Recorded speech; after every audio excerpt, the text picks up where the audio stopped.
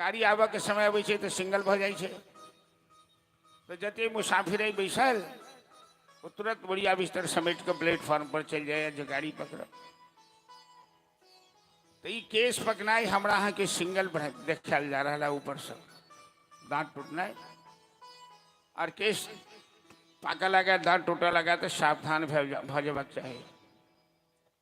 हो जाओ तैयार घड़ी स्टेशन पर आती है, हो जाओ तैयार घड़ी स्टेशन पर आती है, हो जाओ तैयार गाड़ी स्टेशन पर आती है, हो जाओ तैयार गाड़ी स्टेशन पर आती है।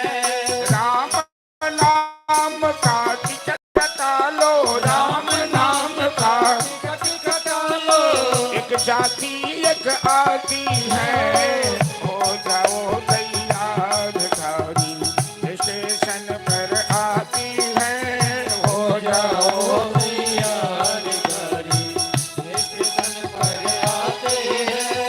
दांत टूटे तेरे केस पके और चमड़ी लटकी जाती है, दांत टूटे तेरे केस पके और चमड़ी लटकी जाती है, दांत टूटे तेरे केस पके और चमड़ी लटकी जाती है, दांत टूटे तेरे केस पके और चमड़ी लटकी जाती है। कमर तुम्हारी झुक कर देखो, कमर तुम्हारी रुक कर देखो, सिंगल टॉन बताती है, हो जाओ तैयार गाड़ी स्टेशन पर आती है, हो जाओ तैयार गाड़ी स्टेशन पर आती है। और श्याम रामचंद्र की जय। जते बूढ़ पुरी सभी में छी हम सबके बार बार सावधान करै छी जे तैयार रहू, कखनो बुलावा आबि सकैया। भजन सुनलिए आएगा जब रे बुलावा हरि का, छोड़ के सब कुछ जाना पड़े। काल की है से क्यों नहीं जाने, एक क्षण के बाद की है से हमरा अहाँ के मालूम नहीं, वो परमात्मा जनै छथिन। भगवान के भजन में लाग जाए, अपन जीवन के सुधार में लाग जाए, कखनो परमात्मा के उठन से परवाना आबि सके। दशरथ जी बुढ़ापा देख लें तो तुरंत मंत्रिमंडल के बजौर प्रस्ताव रखिन कि हमें बुढ़ापा पकड़ लिया है और राम सब प्रकार से योग्य है। अयोध्या की प्रजा भी चाहती है, राम को राजा रूप में देखना चाहती है। तो मैं राम का राज्याभिषेक करना चाहता हूं, आप मंत्रिमंडल से मैं अनुमोदन चाहता हूं। सारा मंत्रिमंडल इस प्रस्ताव के अनुमोदन करके सबके पहले से इच्छा रहन जे दशरथ जी बूढ़ हो गया है, अब राम सब प्रकार से योग्य छे, कुशल छे, सामर्थ्यवान छे। ई प्रस्ताव पारित तो भ गेले, लेकिन देवता के मंजूर नहीं छले कि राम अखन अयोध्या के सिंहासन पर बैसे। देवता सब हमेशा अपन स्वार्थ सिद्धि में लागल रहे और जब तक रावण के अंत नहीं हुई थी तब तक देवता के संकट दूर नहीं होते। और रावण बड़ा प्रतापशाली है, तो रावण के अंत राम के सिवा क्यों नहीं कह सके। राम तखने रावण के अंत कह सके जखन राम वनवास में जेता।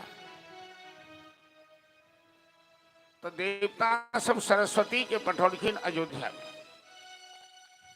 सरस्वती तो वाणी के अधिष्ठात्री देवी है, वो केकई और मंथरा के जीवा पर आबि के बैस गए। कोनो काज भगवान डायरेक्ट नहीं करी छथिन, वो कोनो बहाना बना के कोनो निमित्त बना के करी छथिन, केकरो बहाना बना दै छथिन। राम जी के तो वनवास जाए के रहन रावण के मारा के लिए, लेकिन ये अपजस मंथरा केकई के माथा पर लागा के रहे। तो राम के राज्याभिषेक के घोषणा भेले तो पूरा अयोध्या के सजायल गेले। कोनो नया राजा अबै छै, मंत्रिमंडल कायम होइ छै तो सब किछु परिवर्तन होइ छै।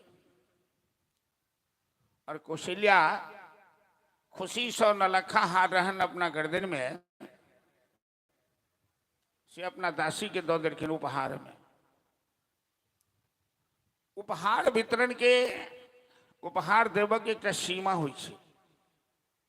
अहाँ केकरा उपहार देबै ओहि उपहार के योग्य के ऐसे विचार पर। एगो रिक्शा चालक के जे करोड़ रुपया तुरंत हाथ पर आबि जाओ तो ओकर हार्ट फेल हो जाते, मर जाते। बहुत एहन आदमी जे करोड़ के ट्रांजेक्शन रोज करैया, ओकरा लेल कोनो बात नहीं छै। तो जे 100-200 लेल मोहताज है, ओकरा करोड़ रुपया आते तो नहीं पचा पेते। सयान आदमी नमहर टेबलेट खाई छै, बच्चा के आधा देल जाय छै, छोड़ देल जाय छै, बच्चा नहीं पचा पेते। वो दासी के नलखा हार देलखिन, दासी यही बात के पचा नहीं मिल गई। वो नाचा लगले, गावा लगले और व्यवहार में हमेशा सतर्क रही। भगवान तो माफ कऽ दै छथिन, लेकिन समाज एहन खराब है, यदि यहाँ के कोनो धोखा से गलती भ जाए वो माफ नहीं करत। कौशल्या से एकटा भूल उपहार देलखिन, लेकिन केकई के दासी छथिन मंथरा कुबरी, जे बहुत तेज तराज, ओकरा उपहार नहीं देलखिन। वो दासी नचैत मंथरा के देखल के मंथरा के खिसिया दे के। मंथरा पूछल के कि तुम इतनी खुशी क्यों हो? दासी करके अरे कुबरी कहीं की, अरे मेरे मालिक राम से राजा बनने वाले हैं और मेरी मलकिनी ने हमें नौलखा हार दिया है, तुम्हें क्या मिला ठन गोपाल? कुबरी के ही बात शुभ गए। कुबरी मन में ठान ले गए ई राज्याभिषेक हम नहीं होवत। कुबरी गेल महल में केकई के पास।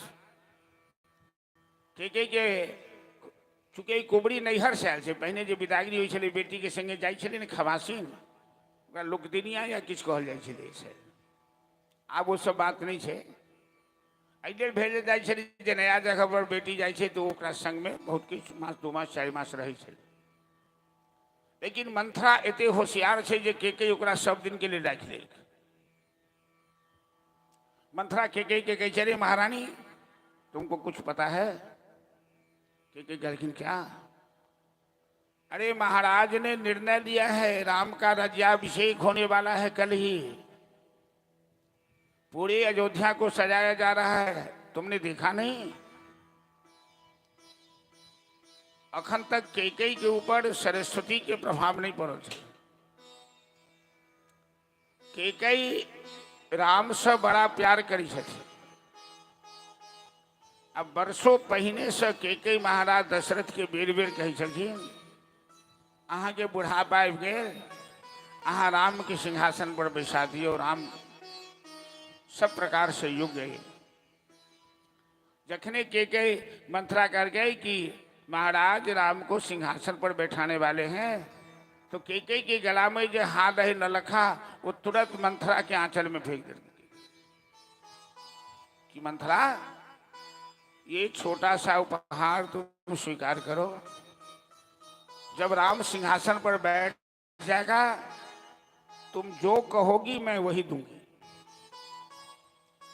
मंथरा कते तेज है, कोई हार के जमीन पर फेंक दे के कल के महारानी मैं तुमको खुशखबरी नहीं सुना रही हूं कि तुम खुशी से हमें ये हार दे रही हो, मैं तो तुमको सावधान कर रही हूं कि यदि राम सिंहासन पर बैठ गया, कौशल्या राजमाता बन गई, तू कहीं की नहीं रहेगी, कौशल्या तुझे घर से बाहर निकलवा देगी। मंथरा करके कुबरी कान्हे खोरे खोबड़े कपट कुचाली चाल। शास्त्र में सही लिखा है कि कान्हा आदमी, कुबड़ा आदमी बड़ा कपटी होता है।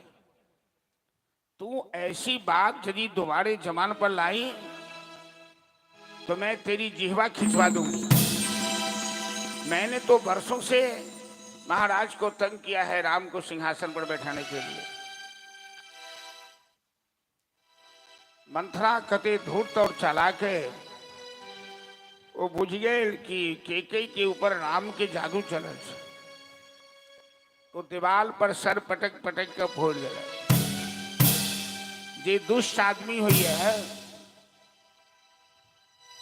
वो दूसर के नुकसान कर ले, अपनो नुकसान कर ले। बर्फ जे लता पता के गलाबै छै तो पहिने अपने गल जाइ छै, तखन दोसर के गलबै छै। मंथरा सर फोड़ देल के खून बह लगले। कई मंथरा के बड मानै छलखिन है। वो तुरंत मंथरा के पीठ से हलावा, कहलखिन मंथरा अरे तुम इतनी नाराज क्यों हो, क्या हो गया? राम ने क्या बिगाड़ा है तुम्हारा? मंथरा कहती है महारानी मैं तेरा नमक खाई हूं और तुम्हारे पिता महाराज ने हमें इसीलिए भेजा है तुम्हारे साथ कि तुम कहीं किसी संकट में न फंसो। महाराज को हम पर विश्वास था और मैं देख रही हूं कि जैसे नाग माता कद्रू गरुड़ माता विनीता को दासी बना के रखा, कौशल्या तुम्हें भी दासी बना के रखेगी। इसीलिए मैं तुम्हें सावधान कर रही हूं, तो बात समझना नहीं चाहती है। अब तब तक सरस्वती के विघ्नेश्वरी देवी के प्रभाव पड़ गए। केकई के मन में कनी संदेह जाग गए। केकई मंथरा कह लगे कि महारानी तुम जरा विचार करो कि महाराज दशरथ निर्णय लिए तो तुमसे पूछे, जब तुमको इतना प्यार करते हैं, तीनों रानी में तुमको ज्यादा मानते हैं, तो तुमसे महाराज ने एक बार भी पूछा? केकई कही छे जी नहीं, हमसे तो नहीं पूछा। अब तुम समझो, आज तुम्हारे दोनों लड़के कहाँ हैं? तो ननिहाल में। तो महाराज के मन में यदि कपट नहीं था तो तुम्हारे दोनों पुत्र को ननिहाल में भेजकर इस बीच में राज्याभिषेक करने की क्या ऐसी इमरजेंसी आ गई? केकई के विश्वास हो गए कि मंथरा ठीक कह है। केकई कह के मंथरा के कि मंथरा महाराज तो निर्णय ले लिए हैं, अब मैं क्या करूं? मंथरा करके महारानी तुमको यदि हम पर विश्वास है तो अभी महाराज ने निर्णय लिया है, निर्णय लागू नहीं हुआ है, तो मेरी बात मानती जा तो देखो मैं क्या से क्या कर देती हूं। मैं भरत को सिंहासन पर नहीं बैठा दिया तो मेरा नाम मंथरा नहीं। जाओ काला आन लो, सुहाग का चिन्ह मिटा लो, बिस्तर छोड़कर जमीन पर लेट जाओ और महाराज तुम्हें मनाने आएंगे तो तुम महाराज से अपना 2 पुराना वचन मांग लेना। तुम्हारे 2 वचन थाती के रूप में, धरोहर के रूप में तो पहले से है। केकई कहती है कि मैं क्या मांगूंगी, हमारी समझ में तो नहीं आ रहा है। मंथरा कहती है महारानी पहले तुम महाराज से राम की सौगंध खिला लेना और महाराज अपना वचन भी वापस ले सकते हैं, किंतु महाराज यदि राम की सौगंध खा लेंगे तो उनका प्राण चला जाएगा, लेकिन अपना वचन वापस नहीं लेंगे। 14 वर्ष के लिए भरत का राज्याभिषेक मांग लेना और राम के लिए 14 वर्षों का वनवास मांग लेना। केकई के पूरा शरीर भूल गेले, केकई के पूरा शरीर भूल गेले, रोमांच हो गए। मंथरा मेरा बेटा भरत सिंहासन पर बैठ जाए तो ठीक है, लेकिन रासन पर बैठ जाए तो ठीक है, लेकिन राम को वनवास भेजने के पीछे तुम्हारा क्या तर्क है? मंथरा कहे छे महारानी तू कितनी बड़ी बुद्धू है। एगो दासी महारानी तू कितनी बड़ी बुद्धू है। एगो दासी महारानी के कह रही तू कितनी बड़ी बुद्धू है कि जब तक राम अयोध्या में रहेंगे तो अयोध्या की प्रजा कभी भी भरत को राजा रूप में स्वीकार नहीं करेंगे। इसलिए राम को इतना दूर भेज दो कि प्रजा विरोध में खड़ी नहीं हो पाए। विनाश काले विपरीत बुद्धि। केकई कहती है मंथरा से कि मंथरा तू हो तो दासी, लेकिन राजनीति का तुम्हें इतना ज्ञान है ये हमें पता नहीं था। शुभ घड़ी में काला वस्त्र नहीं पहनल जाए। केकई काला वस्त्र धारण के खूब भवन में जाकर सुत रह जमीन पर उघड़ा गए। महाराज दशरथ राजकाज से फुर्सत पाए महारानी के महल में, लेकिन केकई के महल में केकई की सबसे ज्यादा प्यार करी जाती। देखलखिन जमीन पर लोटल, साड़ी उमर बिखरल, केस उमर बिखरल, श्रृंगार सब मिटाल। दशरथ केकई के बगल में जाकर बैठ के कहलखिन महारानी क्या हो गया तुमको? तुम क्यों इतने नाराज हो? शुभ घड़ी में तुमने काला वस्त्र क्यों पहन लिया है? कल राम का राज्याभिषेक होने वाला है, मैं तुम्हें सूचना देने आया हूं।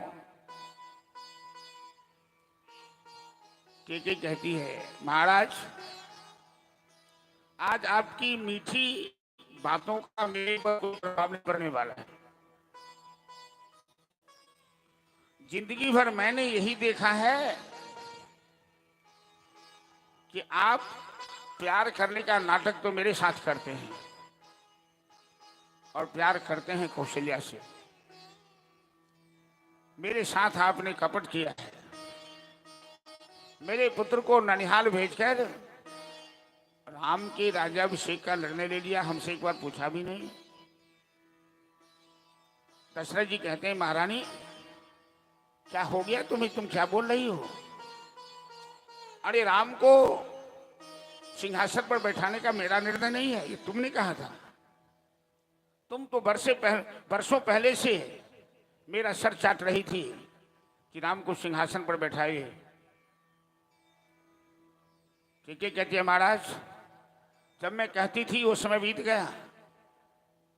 इसलिए मनुष्य को अपने जीवन में कोई भी काम पीछे नहीं छोड़ना चाहिए। जो काम आज आप आसानी से कर सकते हैं हो सकता है आने वाले समय में वही काम आपके लिए बड़ा कठिन हो जाए। केकई कहती है वो समय बीत गया।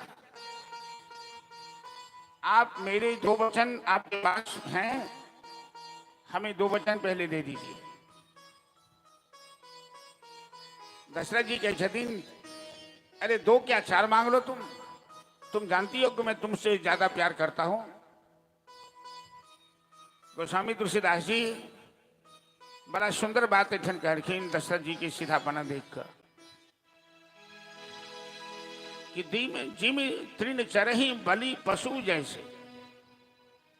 आई दशरथ जी केकई पर आंख मुनि का विश्वास देने जा रहे थे, कहते 2 की 4 मांग लिया। दशरथ जी के इन्हें बुझल छन कि केकई हुनकर प्राण लेवा वाली है। ई बलि के बकरा बनल छे जना कसाई के खुट्टा पर बकरी सब बांधल रही है ना 10-20 गो आ एक के गर्दन काट के मांस बेचे छे। जे जिंदा छे वो आराम से घास खाई छे, पत्ता खा रहल छे। ओकरा नहीं पता छे कि एकर गर्दन के बाद हमरे गर्दन कटो वाला है। दशरथ जी को पता नहीं कि केकई दशरथ के गले पर छुरा चलाने वाली है।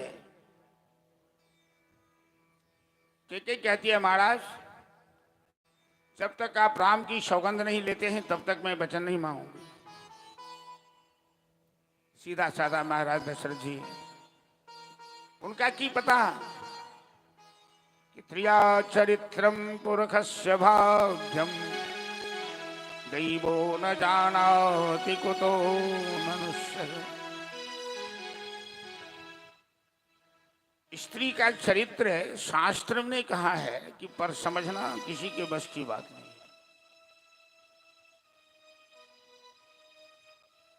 दशरथ जी तो सोच भी नहीं सकते थे, तुरंत सौगंध खा लेते हैं।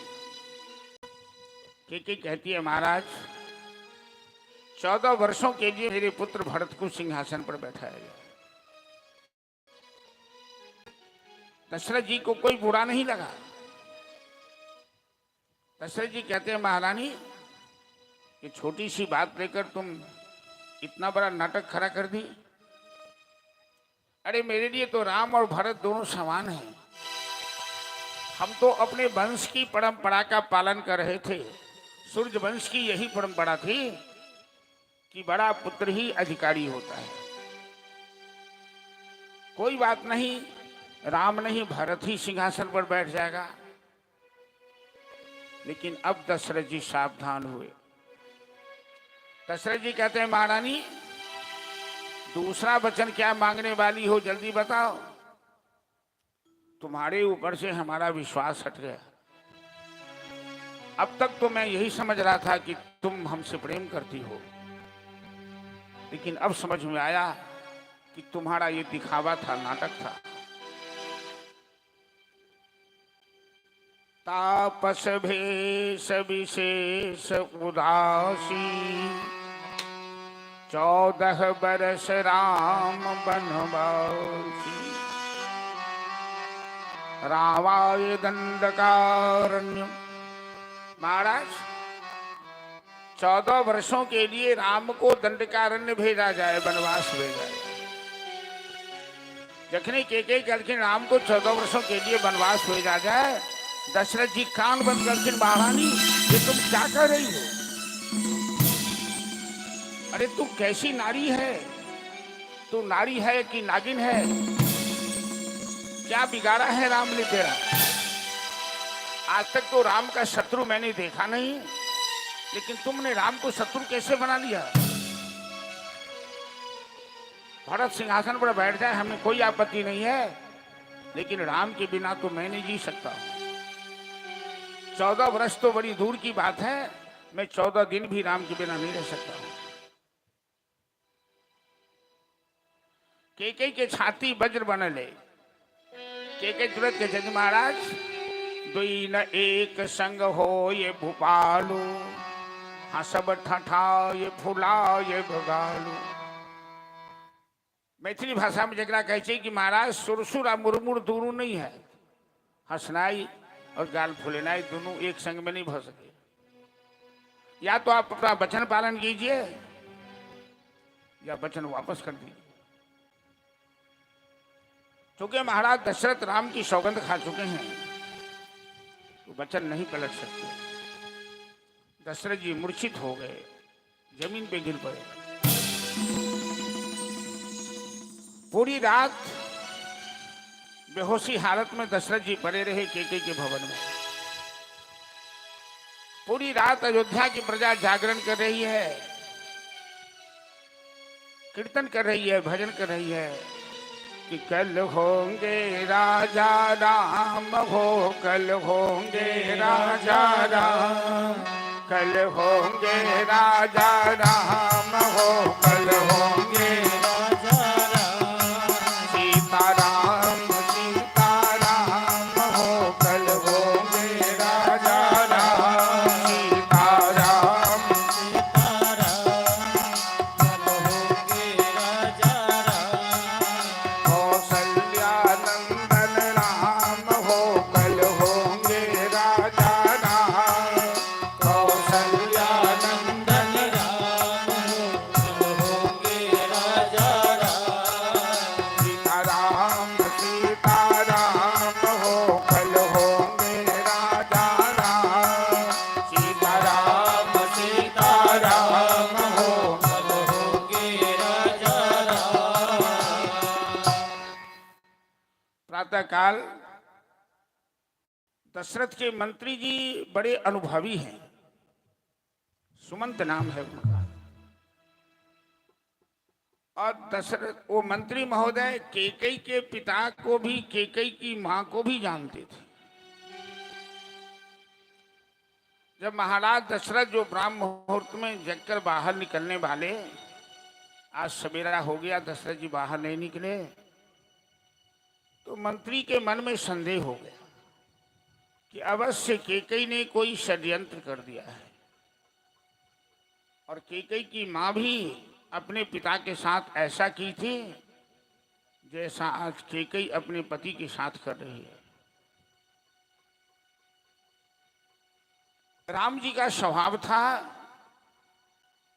कि प्रातः काल उठ के रघुनाथा, मातु पिता गुरु ना बही माथा। राम तो आदर्श मर्यादा के सर्वोच्च मानदंड का नाम है। प्रातः काल उठ के राम प्रतिदिन माता पिता को प्रणाम करते थे, गुरुजनों को प्रणाम करते थे। राम जी आए, दशरथ के पास गए और दशरथ को बेहोशी हालत में देखकर उन्हें बड़ा आश्चर्य लगा, क्या हो गया। दशरथ जी राम को गले से लगाकर रोने लगे कि राम, तुम कैकेयी के पास मत जाना, आज उसे प्रणाम मत करना। वो तुम्हारी मां नहीं है, वो तुम्हारी शत्रु है। इसकी बात मत मानना राम। राम जी कहते हैं, पिताजी आखिर बात क्या है, क्या हुआ। दशरथ के जवान से तो ये बात नहीं निकल पाई, उनके जवान लड़खड़ाने लगे। लेकिन कैकेयी कहती है, राम अरे कोई बात नहीं है, मैंने अपना पुराना 2 वचन इनसे मांगा है, 14 वर्ष के लिए भरत का राज्याभिषेक और तुम्हारा 14 वर्षों के लिए वनवास। इसी बात से महाराज इतने दुखी हैं। राम तो गंभीर सागर के समान है। राम जी कहते हैं, मां तुमने बहुत बड़ा काम कर दिया, मेरे सर पे बहुत बड़ा बोझ आने वाला था। ये अयोध्या का ताज तुमने हल्का कर दिया और हमें तो जंगल में बड़ा ही आनंद आता है। राम त्याग के प्रति मूर्ति थे। प्रसन्नताम जानगताभिषेकतः तथा न ममले वनवास दुःखतः मुखम भुजश्री रघुनंदनस्य में सदास्तुषा मंजुल मंगल। राज्याभिषेक का समाचार सुनकर भी राम को कोई प्रसन्नता नहीं हुई और वनवास का समाचार सुनकर भी राम के मन में कोई कष्ट नहीं हुआ। पिता को समझाने लगे कि पिताजी 14 वर्ष कोई बहुत दिन नहीं होते हैं, आप तो बड़े वीर माखुड़े हैं, दुनिया आपने देखी है, आप धैर्य धारण कीजिए। दशरथ जी विलाप करते रहे। राम दशरथ और कैकेयी को प्रणाम कर महल से बाहर निकल गए। सारी प्रजा शांत भाव से देख रही है इस राजमहल में क्या चल रहा है। कौशल्या के पास गए राम वनवासी का भेष बनाकर। कौशल्या कहती है, राम तुम तो राजा बनने वाले हो और राजा को तो ठीक से सजाया जाता है, तुम भी सन्यासी का भेष बना दिया। राम कहते हैं, मां मैं राजा तो अवश्य बनने जा रहा हूं, लेकिन अयोध्या का नहीं, मैं जंगलों का राजा बनने जा रहा हूं। कौशल्या कहती है, राम ये किसका आदेश है। यदि महाराज ने आदेश दिया है तो मैं इस आदेश का खंडन कर रही हूं, इस अधिकार से कि पिता की अपेक्षा मां का 10 गुना अधिकार ज्यादा होता है। राम जी कहते हैं, मां मझली मां का भी आदेश है। कौशल्या चुप हो गई। जब कैकेयी का विचार समझी तो खामोश हो। जानकी कहती है, प्रभु आप वनवास जाएंगे तो मैं अयोध्या में नहीं रहूंगी। क्योंकि एक सुहागवती नारी के लिए अपना पति का साथ ही सर्वोच्च होता है। जैसे शरीर के बिना, प्राण के बिना शरीर का महत्व नहीं होता, वैसे पति के बिना पत्नी का कोई महत्व नहीं होता। कौशल्या कहती हैं, राम तुम वैदेही को साथ ले लो, वरना ये प्राण त्याग देगी और ये अपना धर्म पालन करना चाहती है। सही कह रही है। लक्ष्मण कहते हैं, भैया आप अयोध्या में नहीं रहेंगे तो मैं भी नहीं रहूंगा। राम जी कहते हैं, मां से आदेश तो ले ले तुम कम से कम। सुमित्रा के पास लक्ष्मण गए, मां मैं भैया राम की सेवा के लिए वनवास जाना चाहता हूं। धन्य है सुमित्रा देवी। तो कहती है, लक्ष्मण तुम हमसे क्यों पूछने आए?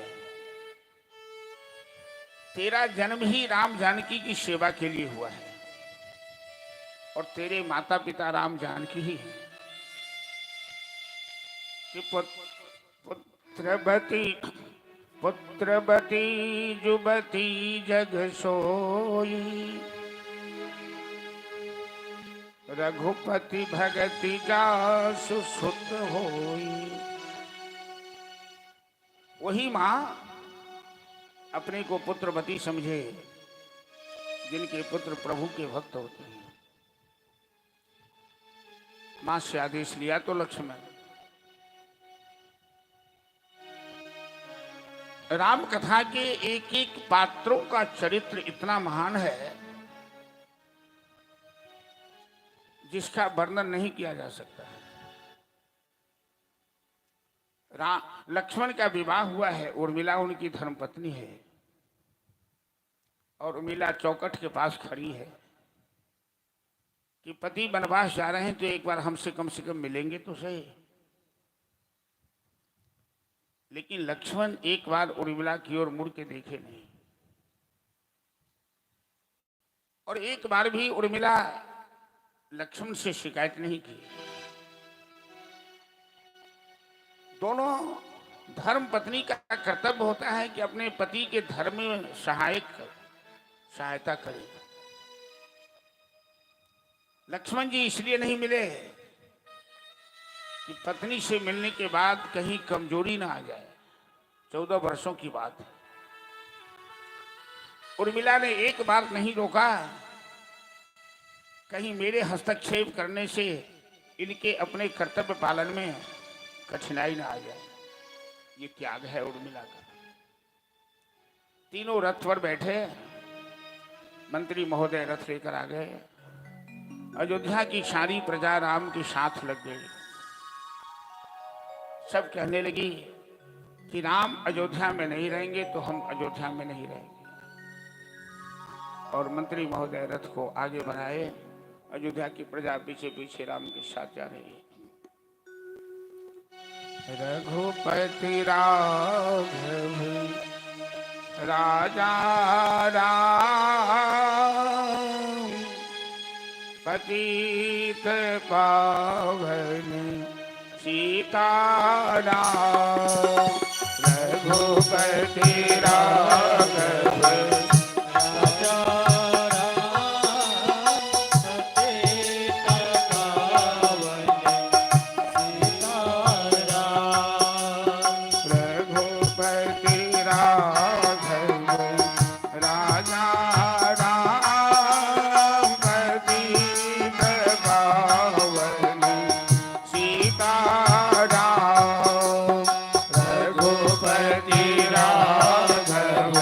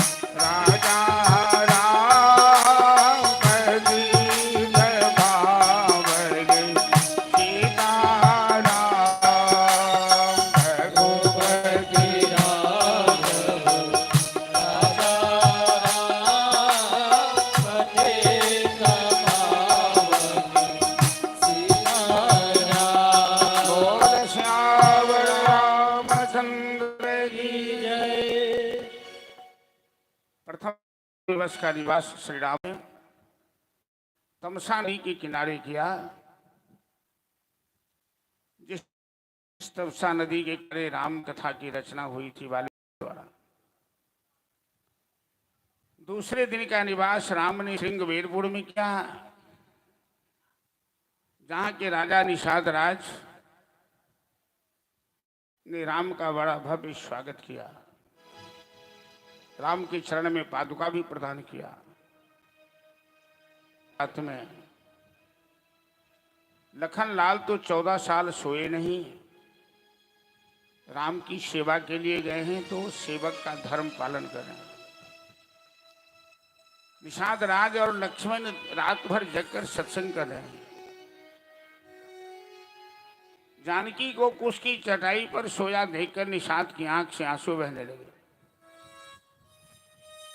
कि जानकी जनक की पुत्री है, महाराज दशरथ की पुत्र वधू है और राम की धर्म पत्नी है, जो आज तक जमीन धरती पर लात नहीं रखी, एक दीपक की बाती भी नहीं जलाई, वो कंकर पत्थर पर पैदल चल रही है और कुश की चटाई पर सो रही है। अयोध्या वासियों ने अच्छा नहीं किया है, राम जानकी को वनवास भेजकर इस तरह से आक्रोश से निषाद राज व्यक्त कर रहे हैं। और लक्ष्मण जी निषाद राज को समझा रहे हैं कि सखा निषाद, किसी पर दोषारोपण करना उचित नहीं है, क्योंकि संसार में प्रत्येक मनुष्य अपने किए हुए कर्मों का फल ही भोगता है। कौन काहू सुख दुख कर दाता, निज कृत कर्म भोग सब ताता। राम जी गंगा के किनारे आए और मंत्री को वापस कर दिया वहां से। मंत्री महोदय रोने लगे, घोड़ा भी रोने लगा। जा सुवियोग विकल पशुए से, प्रजा मां तो पितु जीव ही कैसे। राम इतने लोकप्रिय हैं कि मनुष्य की बात तो छोड़िए, पशु भी, घोड़ा भी राम को देखकर हीरा हीरा करो रहा है।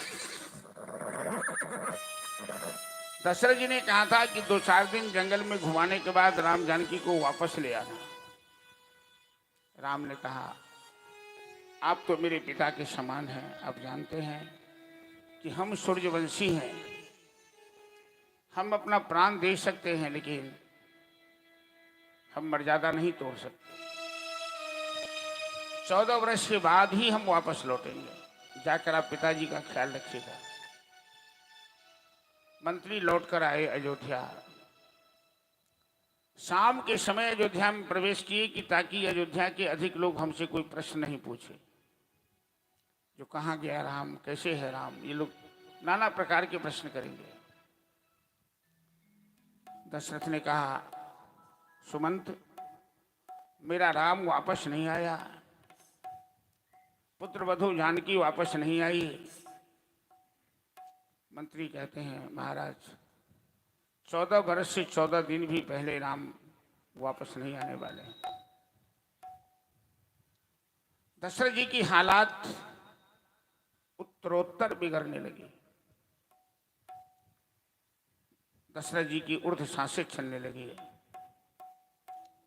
कौशल्या की गोद में मस्तक रख के दशरथ जी सोए हुए हैं। सुमित्रा देवी बगल में अयोध्या गई। अयोध्या की प्रजा अनाथ हो गई। मैंने कैकेयी को वचन नहीं दिया होता तो आज ये परिस्थिति नहीं आती। मैं अब जीना नहीं चाहता हूं। जब राम हमसे दूर चला गया तो अब जीने का मजा ही क्या है। दशरथ जी कहते हैं कि मैंने अपनी जवानी में एक गलती की है। एक वैश्य बालक श्रवण कुमार, जो अपने माता पिता को भार पर बैठाकर, उनके माता पिता अंधे थे, तीर्थ यात्रा करवा रहे थे। माता पिता को प्यास लगी तो पानी लेने श्रवण कुमार सरजुग नदी के पास आए और घड़ा में पानी ले रहे थे। महाराज दशरथ ने अनजाने में कोई पशु समझकर शब्द वेदी बाण चला दिया, जो श्रवण कुमार की छाती को भेद दिया। दशरथ जी ने देखा, श्रवण तो प्राण त्याग ने माता पिता तक पहुंचा दीजिए। दुनिया में कैसा भी माता पिता का भक्त संतान हुआ हो, पुत्र हुआ हो, आई कहावत है कि हमारे बेटा श्रवण बड़ मानी है। श्रवण एक मुहावरा बन गया। उनके माता पिता समझ गए। दशरथ के हाथ से पानी लेते समय ही अंधे तो थे, आपके पुत्र दुनिया में है। माता पिता ने वही प्राण त्याग दिया अपने पुत्र की शोक में।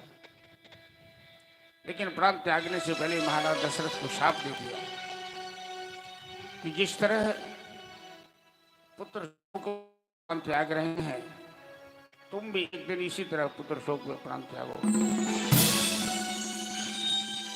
आज दशरथ जी कह रहे हैं कौशल्या सुमित्रा से कि श्रवण कुमार के पिता का शाप राम राम राम राम कही राम कही राम राम कही राम तन परिहरि रघुपति बिरह राउ गयो सुरधाम। अपना प्राण त्याग दिया। राम तुलसीदास जी महाराज दशरथ की बड़ी प्रशंसा कर रहे हैं कि बंदो अबदवाल बिछुने जैसा होगा आम के तिनके के समान अपने शरीर का त्याग कर दिया। गुरु वशिष्ठ बड़े जी शरीर को सुरक्षित रखा, नाव में तेल में डुबाकर, और तुरंत दूत को भेजा केकई प्रदेश भरत और शत्रुघ्न को बुलाने के लिए। बिना किसी सूचना के भरत और शत्रुघ्न को बुलाया गया आपातकाल में। लेकिन भरत और शत्रुघ्न के मार्ग में अनेक प्रकार के अपशगुन होने लगे।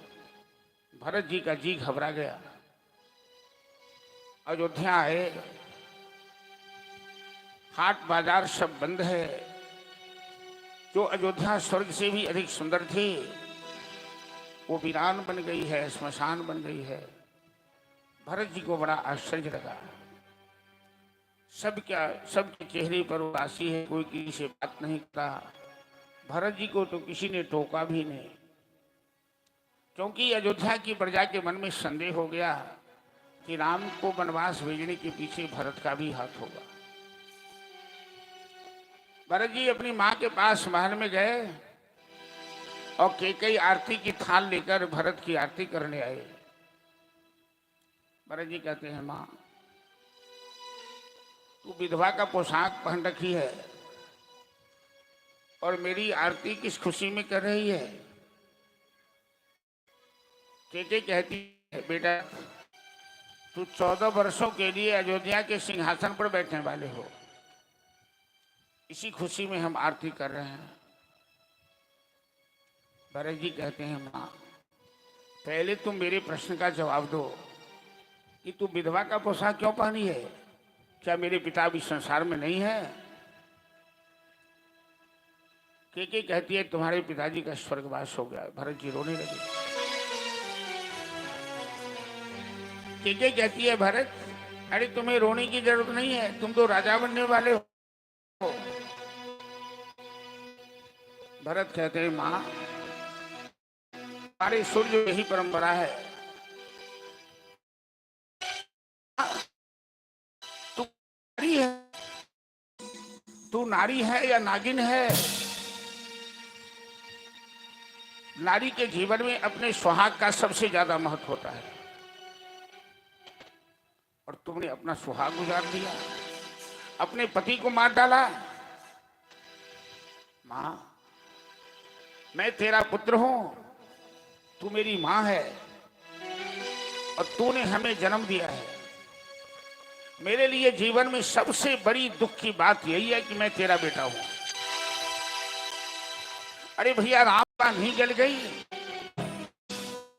आज मैं खुले शब्दों में समाज के सामने घोषणा कि आज के बाद कैकेयी के साथ हमारा कोई संबंध नहीं है।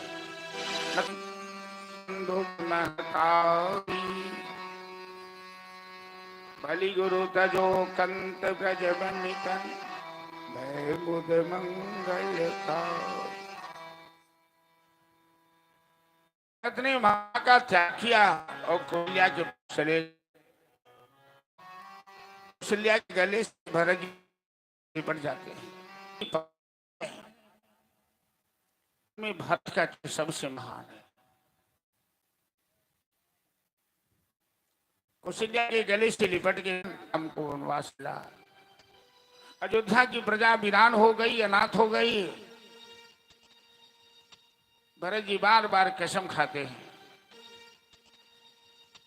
भरत जी बार बार कसम खाते हैं कि मां, यदि राम को भेजने मेरा कोई विचार हो भी ज्यादा प्रिय, मैं जानती हूं, करो भरत। अयोध्या शोक स्तर में डूब गए। एकमात्र ही सहारा है।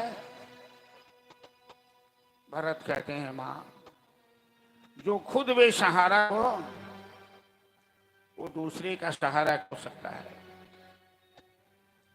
कौशल्या कहती है, बेटा तू जरा मेरी ओर देख, मैं कैसी अभागन हूं।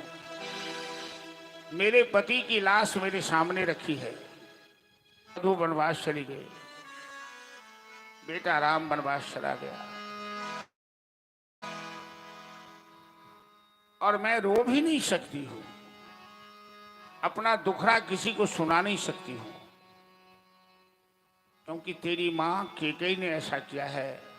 दुनिया के लोग हम पर अंगुली उठाएंगे। बेटा भरत, मेरा तो उस पंछी की तरह कैद है। भाता पीने वाली से डाली फुदकने मेरा है। हेलो, के तेरा दर्द आने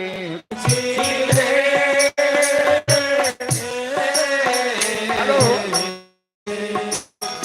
तेरा दर्द न जाने मेरे के पंछी ने।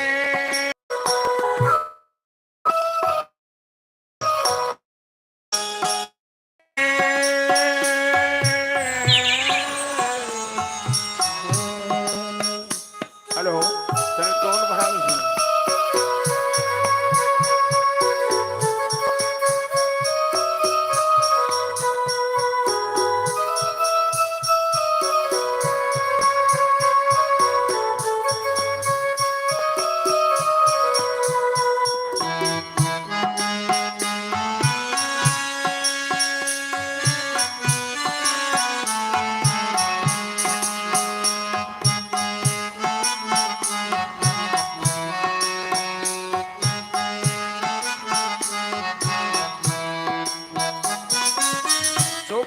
चुप के रोने वाले रखना छिपा कर दिल के छाले रे।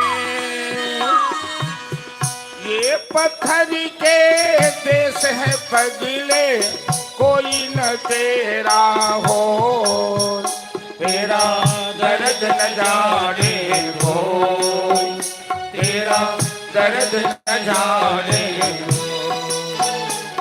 रे के पंछी रे,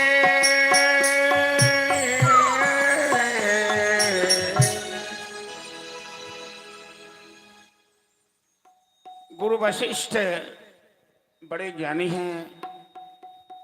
भरत को समझाते हुए कहते हैं कि बेटा भरत, सुनहु भरत भावी प्रबल, बिलखि कहु मुनिनाथ, हानि लाभ जीवन मरण, यश अपजस विधि हाथ। बेटा भरत, समय बलवान होता है, समय के आगे झुकना पड़ता है सबको। समय का खेल निराला, समय के आगे झुकना पड़ेगा, चाहे बड़ा बल वाला। ये शोक का समय नहीं है। तुम अपने पिता का अंतिम संस्कार करो। सबसे पहले भरत जी गुरु का आदेश मानकर अपने पिता का अंतिम संस्कार किया। संस्कार में लग गए। इधर राम जी गंगा के किनारे खड़े हैं। राम क्यों महान है? आज लोग राम की चर्चा क्यों करते हैं? राम के आदर्श को अपने जीवन में क्यों अपनाना चाहते हैं? राम की नजर में संसार में सब समान था। न उनकी नजर में ऊंच नीच का भेद था, न जात पात का भेद था। समाज के लोग जिसकी छाया से छूते थे, राम ऐसी कोल भील आदिवासी को गले से लगाते थे, उसका आदर करते थे, सम्मान करते थे। केवट नौका लेकर गंगा में है। ये केवट कई जन्मों से राम की प्रतीक्षा कर रहा है। आज मौका मिला तो राम जी केवट से आग्रह करते हैं कि भैया केवट, हेलो, क्या कर दिया रे भाई केवट, नौका ले आओ किनारे, हमें गंगा पार कर दो। केवट सुरेश्वरी करी दे पार। तो केवट उधर से जवाब देता है कि प्रभु जी, हेलो, प्रभु जी नैया न लाऊं किनार। अब भक्त और भगवान के झगड़ा शुरू हो गए। भक्त और भगवान में झगड़ा हुई है तो भगवान हारे छथिन आ भक्त हमेशा जीती है। जहिना राम जी कहे छथिन केवट सुरेश्वरी करी दे पार, तो ठोकल जवाब केवट उमर से दे छे ने कि प्रभु जी नैया न लाऊं किनार। अगर ना बनारी बन गई तो भूख मरे परिवार, प्रभु जी नैया न लाऊं किनार। आवाज के नहीं घबरा दे, पातर से मोट हो गए।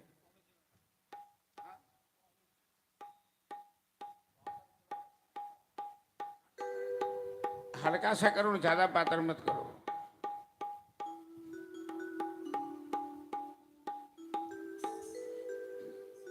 मांगी नावन केवट आना, जय जय सीता राम हरे। कहीं तुम्हार मरम में जाना, जय जय राधे श्याम हरे। चरण कमल रज गही सब कही, जय जय सीता राम हरे। मानुष करन मोर कछु हई, जय जय राधे श्याम हरे। सुवत शिला में नारी सुहाई, जय जय सीता राम हरे।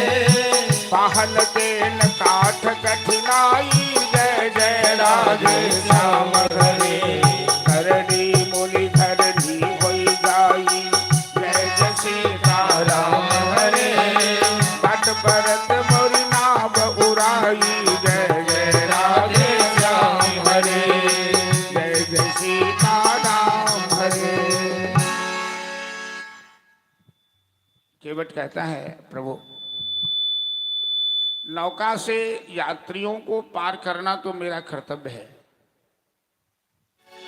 लेकिन आप कोई साधारण यात्री नहीं हो, इसलिए आप पहले हमें चरण धोने का आदेश दे दो, फिर गंगा पार करूंगा। लक्ष्मण जी कहते हैं, एक केवट तू ऐसे बढ़ चढ़ के बोल रहा है जैसे तेरा राज हो सब। केवट कहता है, तो तुम क्या समझते हो? अरे घटवारों के पास किसी का नहीं चलता है, हम सब घटवार एक होते हैं, और मैं नहीं पार उतारूंगा, कोई मलाह नहीं पार उतार सकता है, मलाहों में इतना संगठन है। तो तू दूसरे यात्री का चरण धोता है क्या? अरे मैंने बताया ना कि राम कोई दूसरी यात्री नहीं है, हमें पता है कि राम के चरण धूल स्पर्श से पत्थर की नारी अहिल्या बन गई, और यदि मेरी नौका नारी बन गई तो पात भरी शहरी सकल सुत बारे बारे, केवट की जात कछु वेद ना पढ़ाई हो, सब परिवार में रोया ही लागी राजा जो, हो दीन वित्तहीन कैसे दूसरी गहाई हो, गौतम की घरनी जतरनी करेगी मेरी, प्रभु सौ निषाद होए के बात न बढ़ाई हो, तुलसी के ईश राम राम रो सो साची कहो, बिना पग धोए नाथ नाव ना चढ़ाई हो। सरकार, हम तो जाति के मलाह छी, हम अरे माछ ताछ खा के कहूना गुजर करे छी, दू पाई चार पाई जे नाव की कमाई से आमदनी हुई उससे परिवार चलवे छी। अहाँ के भैया के पैरक धूल यदि हमरा नौका के लाग गेल, जब पत्थर स्त्री भ सके छै, तो नौका तो एकदम सरल छै, स्त्री भ जेते तो हमरा संग की है से बुझे छिए। एक तो हमर कमाई के साधन है, हम दोसर नाव नहीं बना सके छी, हमर औकात नहीं है, तो कमाई के साधनों चल जात। दोसर बात, एकटा स्त्री तो पहिने से घर में जकर हम पेट नहीं भर सके छी, आ दोसर स्त्री जे भ जाए तो फिर हमरो वह हाल है जे अहाँ के हाल भेल। केवट ताना दै छथिन, यदि यहाँ पिताजी के 3टा पत्नी नहीं रहे थे, राम जी के वनवास जाए पड़तन की, तो 2टा पत्नी जेकर होइ छै ओकर बुरा हाल भ छै, घिचा तानी भ जाइ छै ने। केवट कहलखिन, लक्ष्मण अरे एगो सेठ के 2 गो घर वाली रहे, आ 2 महला मकान रहे, तो एगो के ऊपर रखे एगो के नीचा रखे। एक दिन चोर साँझे सेठ के घर में घुस गए, चोरी करले, सीढ़ी के नीचा नुका रहे, जे सेठ सुत रहत तो चोरी कर। सेठ रहे ऊपरका में, ऊपरका महल में, 10 रात बजले तो नीचा आबैत रहे। अब सीढ़ी पर जखन सेठ आयल तो ऊपर वाली अल, सेठ के टीकी पकड़ल के, या नीचा वाली नीचा से आबि के टांग पकड़ल के। ऊपर वाली ऊपर खींचे, नीचा वाली नीचा खींचे। सेठ बाप बाप चिचा रहे, वो चोर जे रहे सीढ़ी के नीचा बैसल, ओकरा नहीं रही भेले, ओकरा हंसी लग गई। सेठ के जे घिचा तानी देखल के 2टा पत्नी के बीच, तो चोरबा पकड़ा गए। तो चोरबा पकड़ायल तो सब कहल के कि चोर के दंड दिल जाए, तो सेठ कहल के कोनो दंड नहीं, यही चोरबा के 2टा बियाह कर दिल जाए, सबसे बड़का दंड है। चोरबा कहल के सरकार हमरा फांसी दे दिए से मंजूर है, लेकिन 2टा बियाह हम नहीं करब। लोग पूछल के से किया है, आ तो ई सेठे जी से पूछो ने जे 2टा बियाह वाला के की हाल हो, एगो टीकी पकड़े छै, एगो टांग पकड़े छै। एहन दुर्दशा हमरा नहीं चाहिए। कभी कभी भगवान को भी भक्तों से काम पड़े, कभी कभी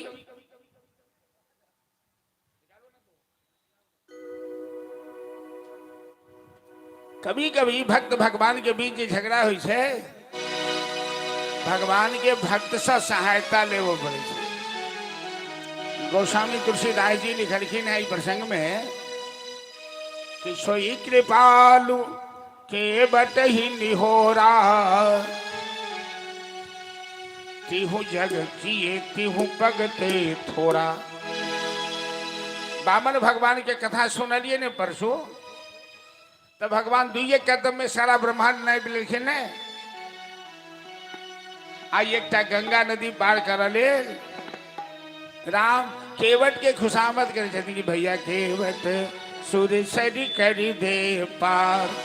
वो टेढ़पना दिखावे कहे कि प्रभु जी नैया न लाऊ किनार। कभी कभी भगवान को भी भक्तों से काम पड़े, भजन के माध्यम से श्रवण। श्री राधे बोलो बोलो बोल श्याम रामचंद्र की जय।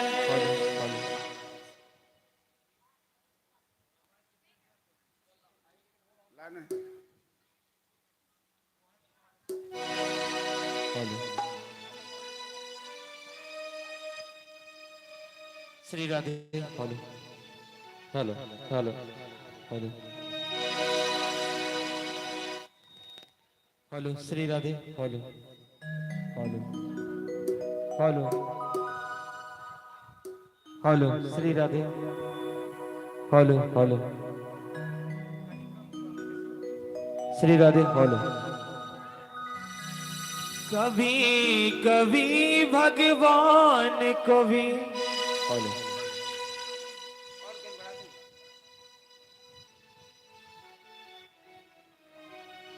Shri Radhe hello hello. भक्तों से काम परे जाना था गंगा पार प्रभु वट की नाव चढ़े। जाना था गंगा पार प्रभु वट की नाव चढ़े। कभी कभी भगवान को भी कभी कभी भगवान को भी भक्तों से काम करे। जाना था गंगा पार प्रभु वट के नाव चढ़े। जाना था गंगा पार प्रभु के वट की नाव चढ़े।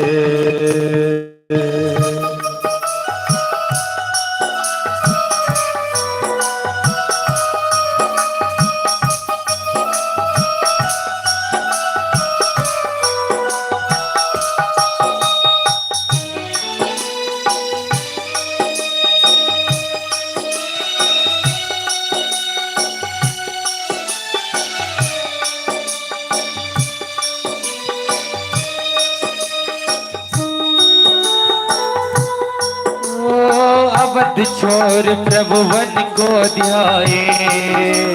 सिया राम लखन गंगा तट लाए। केवट मन ही मन हर साए। घर बैठे प्रभु दर्शन पाए। हाथ जोड़ प्रभु के आगे ओ हाथ जोड़ प्रभु के आगे केवट मगन करे। जाना था गंगा पार प्रभु केवट की नाव चढ़े। जाना था गंगा पार प्रभु केवट की नाव चढ़े।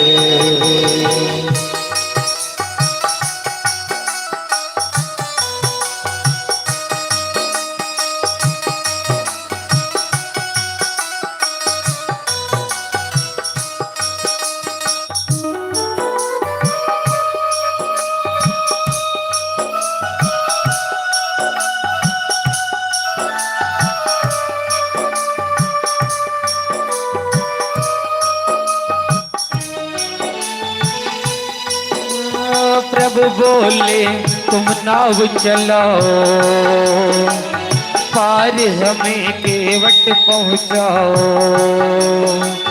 केवट कहता सुनो हमारी चरण धूल की माया भारी। मैं गरीब नैया मोरी मैं गरीब नैया मोरी नारी ना होय परे। जाना था गंगा पार प्रभु केवट की नाव चढ़े। जाना था गंगा पार प्रभु केवट की नाव चढ़े।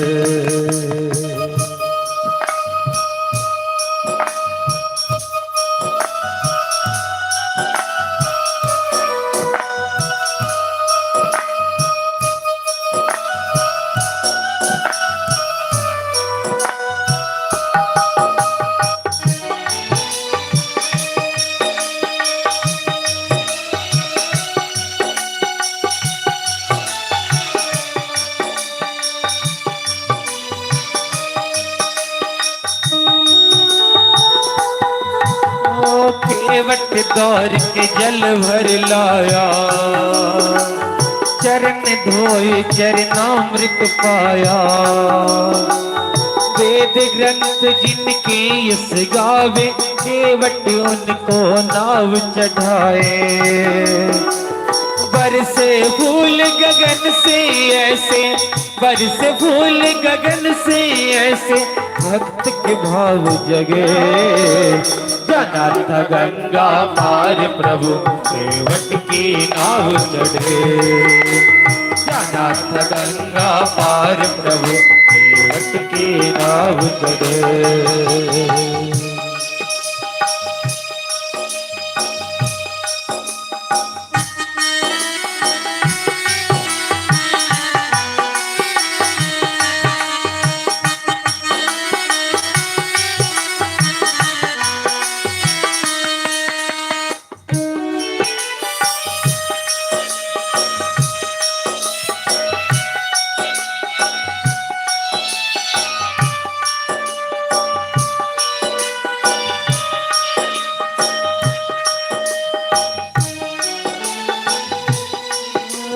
चली नाव गंगा की धारा, सिया राम लखन को पार उतारा। प्रभु देने लगे नाव उतराई, केवट बोल नहीं रघुराए। पार किया मैंने तुमको, पार किया मैंने तुमको, अब तो मोह पार करे। जाना था गंगा पार प्रभु केवट की नाव चढ़े। जाना था गंगा पार प्रभु केवट की नाव चढ़े। कभी कभी भगवान कभी, कभी कभी भगवान कभी भक्तों से काम करे। जाना था गंगा पार प्रभु केवट की नाव चढ़े। जाना था गंगा पार प्रभु केवट की नाव चढ़े। राधा गंगा पार प्रभु केवट की नाव चढ़े। जाना था गंगा पार प्रभु केवट की नाव चढ़े। बोल भक्तराज केवट महाराज की जय। अंत में राम जी ने कहा कि केवट जल्दी से चरण धोकर हमें पार करो, आगे जाना है। हेलो संतोष जी, साउंड के मालिक संतोष जी, जहाँ कहीं छी आवाज सुनित हुई था यथाशीघ्र कथा स्थल में आइए संतोष जी। केवट राम रजाय सुपावा, पानी कठौता भरी ले आवा। अति आनंद उमगी अनुरागा, चरण सरोज पखारन। कठौता में पानी लेकर केवट ने राम जी का चरण धोया। गंगा जी के पास की घटना है, लेकिन केवट ने राम जी का चरण गंगाजल से नहीं धोया। केवट जानता है कि राम जी के चरण से ही तो गंगा निकली है, लेकिन राम मानव के रूप में है तो गंगा जल से चरण धोना उचित नहीं है। चरणामृत पान किया, चर पद पखार जलपान करी आप सहित परिवार। पितर पार करी प्रभु ही पुनि मुदित गयौ लेपा। केवट ने अपने पितरों के साथ साथ अपने पूरे परिवार का उद्धार किया। वंश में एक भी वैष्णव हो तो हम पुरखा पितर लोक में टाल ठोकते हैं। आस्फोटयंत पितरः नृत्यंत च पितामहा। किसी वंश में एक वैष्णव पैदा लेता है तो पितर लोक में टाल ठोकते हैं कि ये मेरे वंश को, मेरे खानदान का उद्धार कर देगा। केवट ने अपने पितरों का उद्धार किया, राम जी को गंगा पार किया। राम जी के पास केवट को देने के लिए कुछ नहीं है।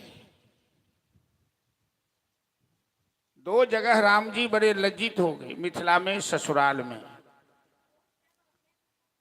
ब्याह के बाद कोबर घर में जाई से दुल्हा, तो कोबर घर में जा काल में साइड सर हो दुआर छकाई मंगे छे।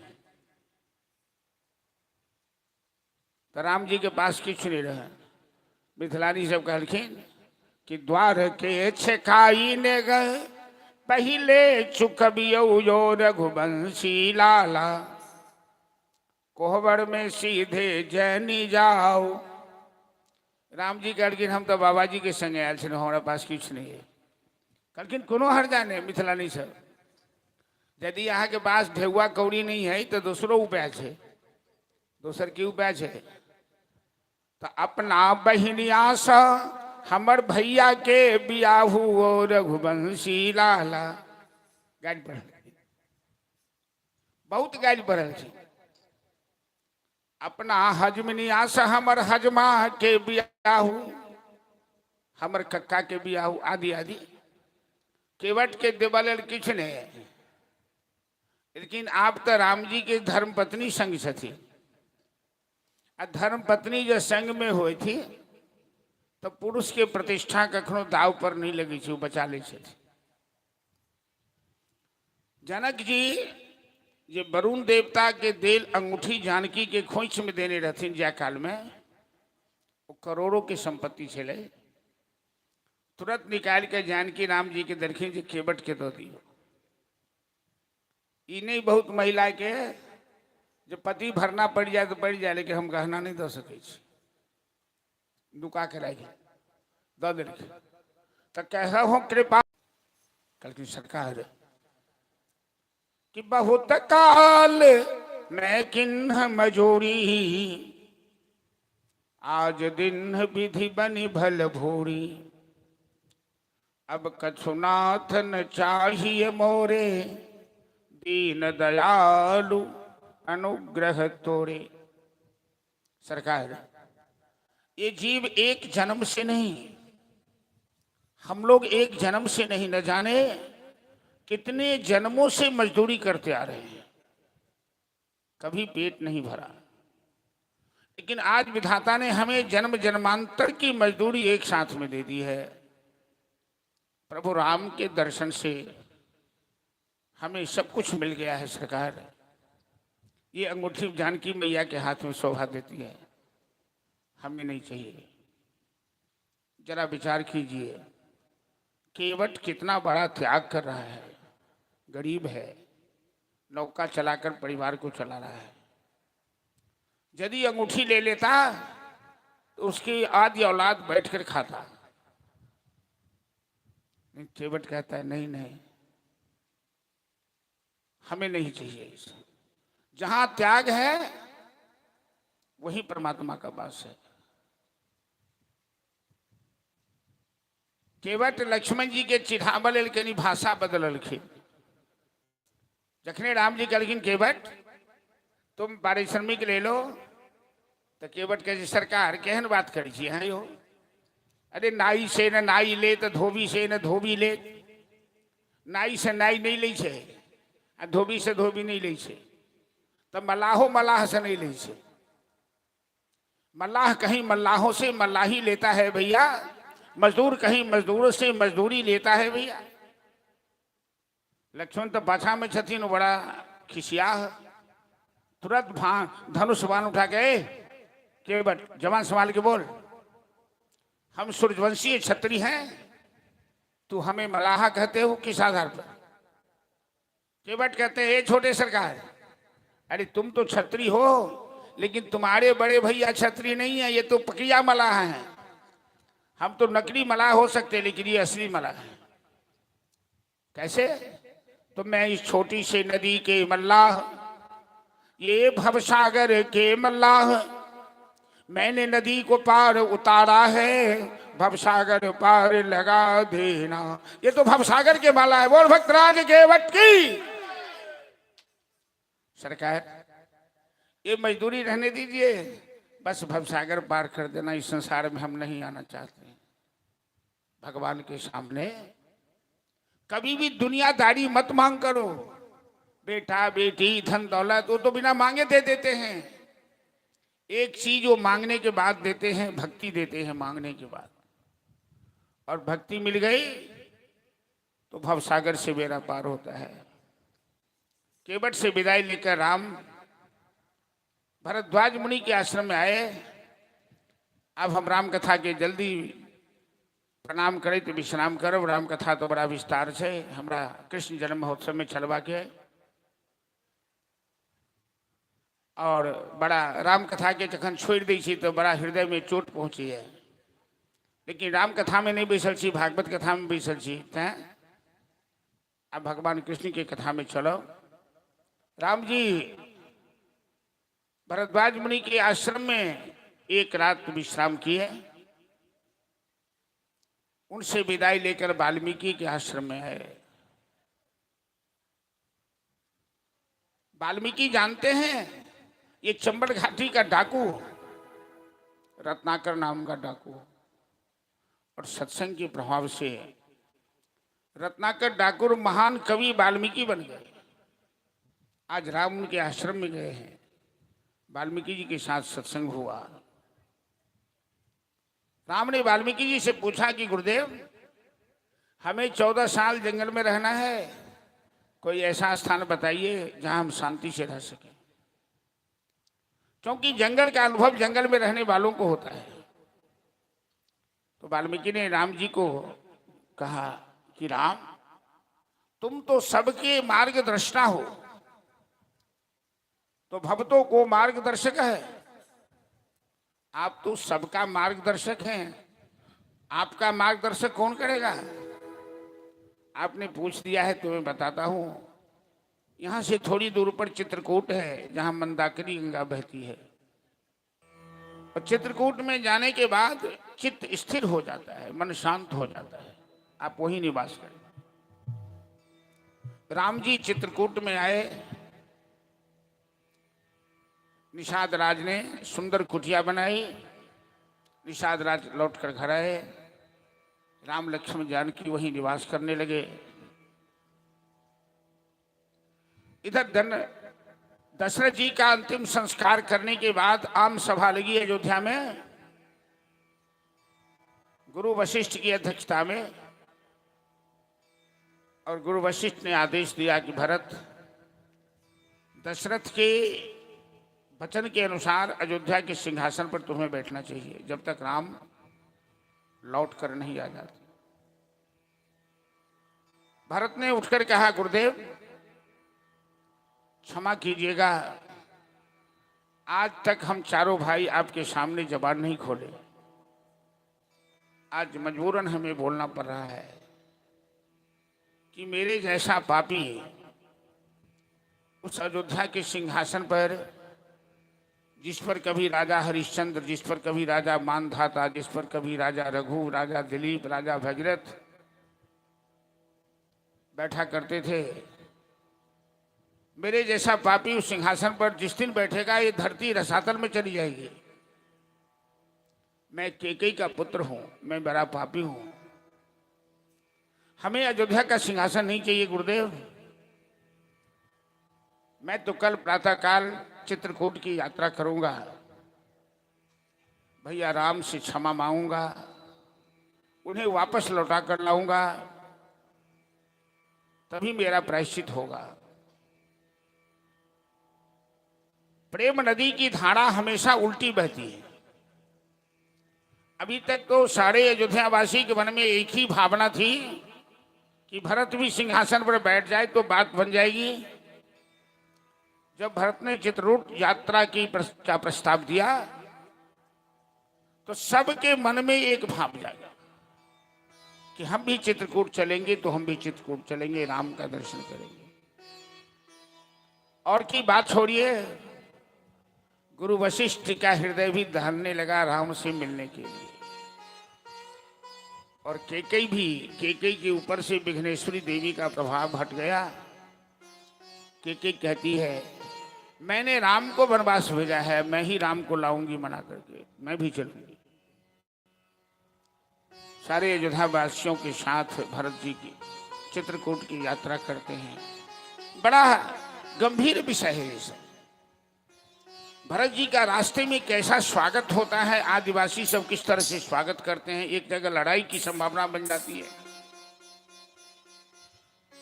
अंत में भरतलाल चित्रकूट आते हैं, राम भरत का मिलन होता है। जनक जी भी वहां आते हैं और जानकी को अपने गले से लगाते हैं।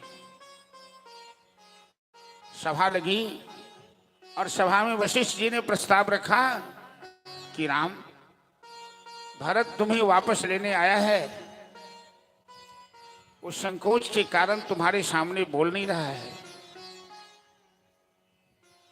राम कहते हैं, गुरुदेव, भरत तो मेरा प्राण है, मैं जानता हूं भरत को, दुनिया के लोग जो भी समझे,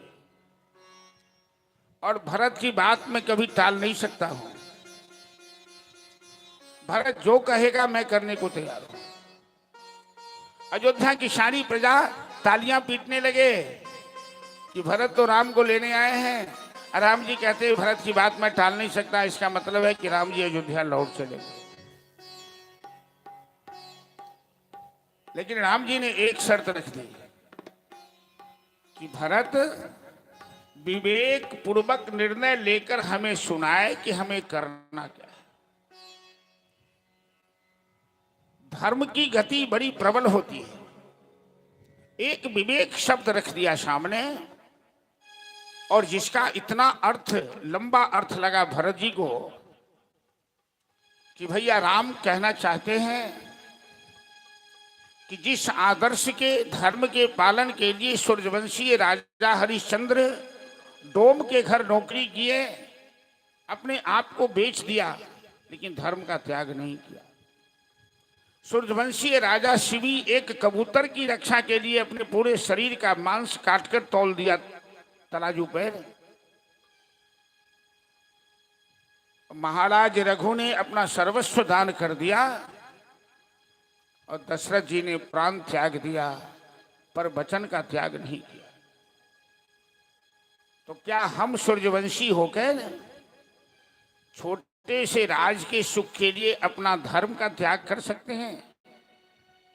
और भरत जी को साहस नहीं हुआ कि पुनः कह पाए राम से कि भैया वापस चलिए। जो सच्चा प्रेम करता है वो कभी अपनी प्रेमियों को के धर्म को नष्ट नहीं करता है। भरत जी ऐसा आचरण कभी नहीं करेंगे जिससे राम का धर्म नष्ट हो। भरत जी कहते हैं, भैया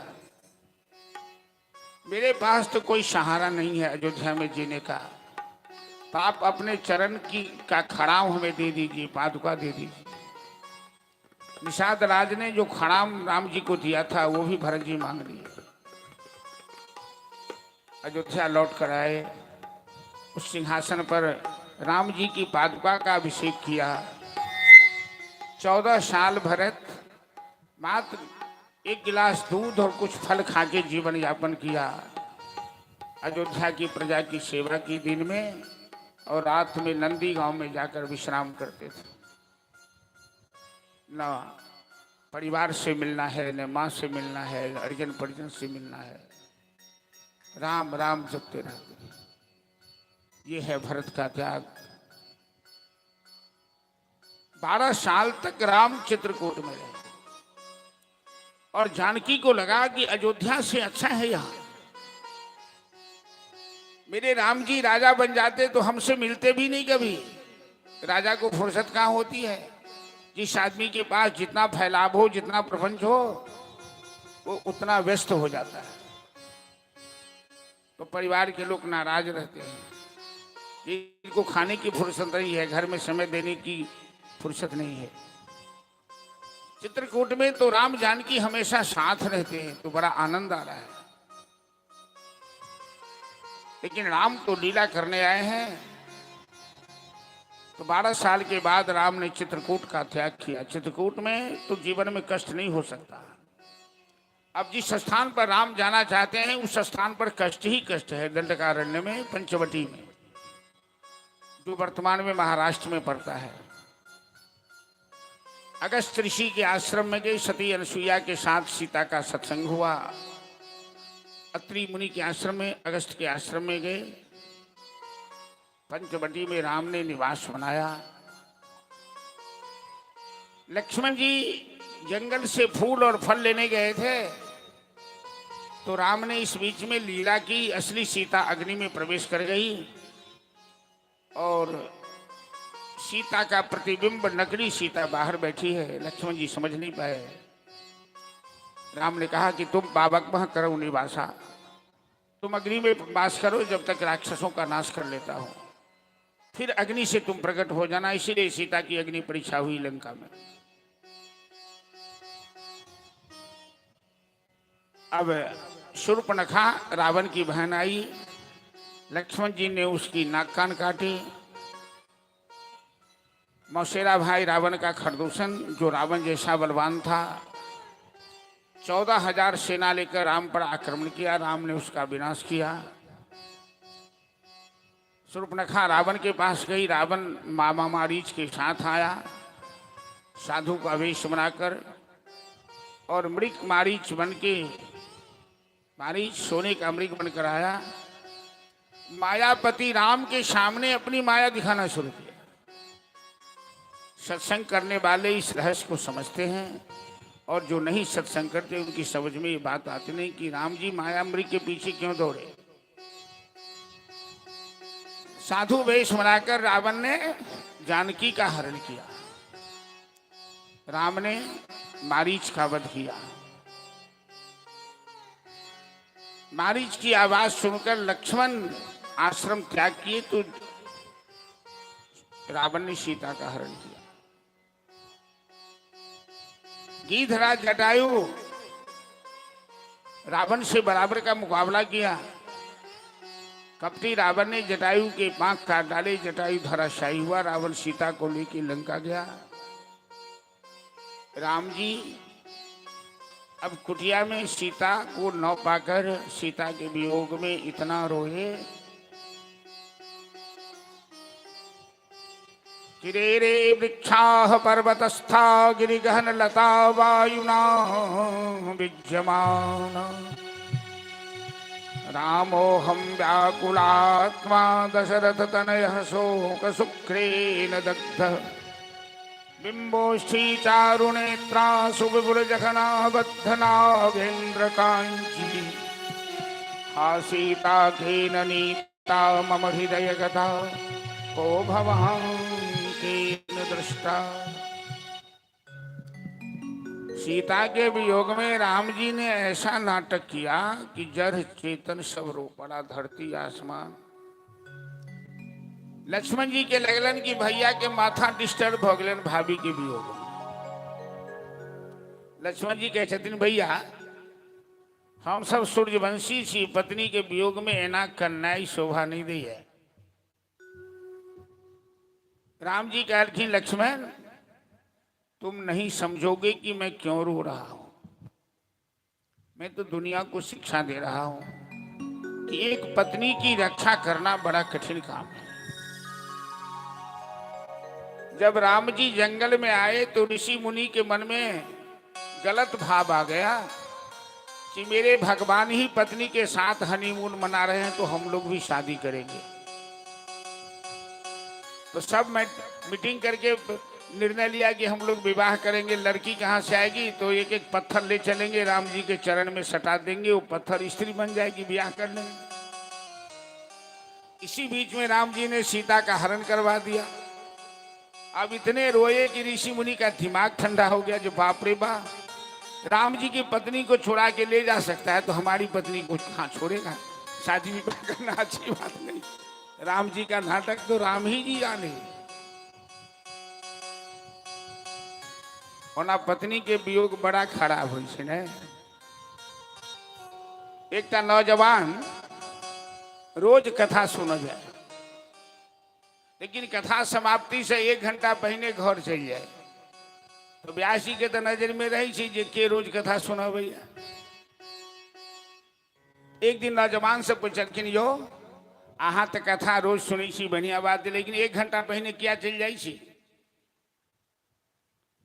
वो नौजवान कहलखिन कि व्यास जी, हमरा नया नया ब्याह भेला, कनिया हमरा बड़ माने, आ जब तक हम नहीं जाई छी तब तक कनिया खाना नहीं खाएगा, तैं हम पहले चल जाई छी। तो व्यास जी पूछलखिन जे अहाँ के कनिया अहाँ से असली प्रेम करैया कि नकली, से परीक्षा ले लिए। आ तो नहीं, परीक्षा तो नहीं ले लिया। तो काल यहाँ परीक्षा लिया कनिया के। व्यास जी एगो जड़ी सुखा देलखिन, ओकरा घर जाके बुखार लग गए, तते जोर के बुखार लगल। अब डॉक्टर वैद्य के दवाई काजे नहीं कर रहा है। सवेरे व्यास जी गेलखिन जिज्ञासा में, तो ओकर माय कहलकै जे व्यास जी, काल जे कथा सुन के आयल तखन से तेहन जोर बीमार पड़ गए, देखियो ने, अहाँ तो जनै छी नजर गुजर तनी केकरो लग गए। व्यासे जी के लगायल बुखार है, एगो नारी छू के कहलखिन, हाँ एकरा नजरिए लग गए, अहाँ सब चिंता नहीं करू, हम एकरा झाड़ि दै छी, ठीक भ जाए। तो कठौत में पानि लेलखिन आ कुश ल के झाड़लखिन, ओई नौजवान के बुखार उतर गए। अब व्यास जी परिवार के सदस्य के कहलखिन, एकर बुखार तो उतर गए, लेकिन ई कठौत के पानी परिवार के सदस्य के केकरो पिय पड़त, नहीं तो बुखार फिर ओकरा धो लेते। तो अहाँ के मामी जीबै छथि कि नहीं, मामा छथि ने, आ मामी, मामियो छथि, या छथि मामी आगे। अच्छा चलो ठीक है, हमरो मौका भेटिए गेल। तो व्यास जी कहलखिन जे पानी पीबऽ पड़त, नहीं तो बुखार फिर ओकरा धो लेते। तो परिवार के सदस्य पूछलखिन कि व्यास जी, पानी पिए वाला के की हेतै। तो व्यास जी कहलखिन कि पानी पिए वाला मरियो सकै छै, आब के पानी पी क्यों नहीं तैयार भेले। तो व्यास जी कहलखिन माय के, मामी जी के, अहाँ पानी पी लिया ने, बेटा के जिंदगी बचाने लिया। तो मैं कहलखिन जे अहाँ तो ठीके कहै छी, लेकिन हम जे मरबै तो मामा जी के देखते, केओ 1 लोटा पानियो नहीं देते, तैं हम पानी नहीं पी। व्यास जी कहलखिन मामा जी, अहीं पानी पी के बेटा के जिंदगी बचा लिया ने। मामा जी कहलखिन हम जे मर जेबै तो बुढ़िया के देखते, हमहूँ नहीं पानी पी। अंत में व्यास जी गेलखिन कनिया के पास, दुल्हिन के पास। कहलखिन दुल्हिन, अहाँ तो अपना पति से बड़ प्रेम करै छी ने। कहलखिन हाँ बड़ प्रेम करै छी। अहीं पानी पी लिया ने, अपन दुल्हा के बचा लिया ने। तो दुल्हिन जे जवाब दिलखिन से मत पूछू। दुल्हिन कहलखिन हाँ हाँ, ई बुढ़बा बुढ़िया पानी नहीं पीते जे जिंदगी देखने छे, हम तो अखन नया नवतार छी, हम नहीं पानी पीबे, मर जेते तो मर जा, हम दूसरे ब्याह कर लेब। तो मैं माता जी पिताजी कहलखिन ओ व्यास जी, बड़ा अहाँ लबर लबर केने छी, अहीं पानी पी लिया ने, अहाँ के कोन बाल बच्चा, यहाँ मरियो जाब तो के कहना। तो व्यास जी कहलखिन ठीक है, हम ही पी लै छी पानी। कहवा के मतलब नकली प्रेम की असली प्रेम तो भगवान कान के बता देलखिन कि पत्नी के रक्षा केनाई बड़ा कठिन बात। रास्ता में भगवान गिद्धराज जटायु से मिले, उनका अंतिम संस्कार किया। राजनीति करने वाले तो बहुत हैं, लेकिन राम जैसे राजनीति कौन कर सकता है। आज तक इतिहास में गिद्ध का श्राद्ध कोई किया होगा क्या? कहने के लिए बड़े ही कोई नाराबाजी कर ले, लेकिन राम जैसा आदर्श, राम जैसा नेता कोई धरती पर दोबारा नहीं हुआ जो राम राज्य की स्थापना करे। राम ने गिद्धराज जटायु का श्राद्ध किया। राम कथा में एहन एहन पात्र सब है। सबरी जे जाति के भीलनी मुसरनी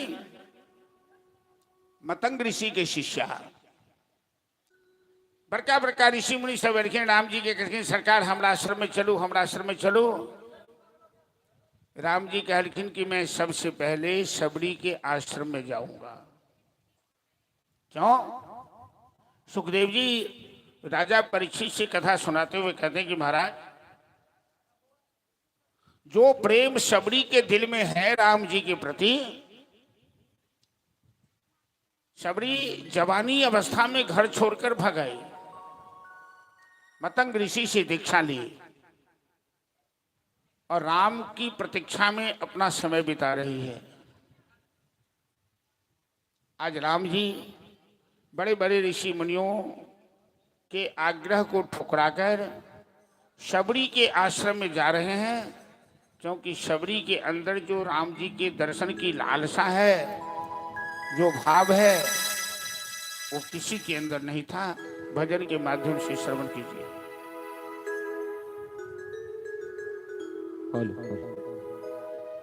बोल श्याम रामचंद्र की जय, सबरी महारानी की जय। रामा रामा रटते रटते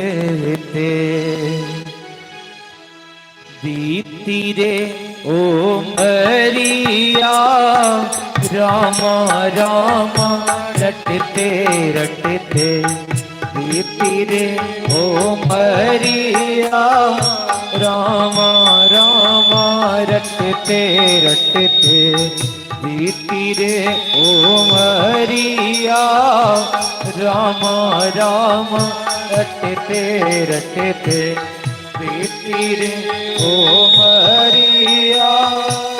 प्रभु जी मुझको भूल गए क्यों, प्रभु जी मुझको भूल गए क्यों, लो दासी की खबरिया, राम राम रटते रटते बीती रे ओ मरिया, राम राम रटते रटते बीती रे ओ मरिया।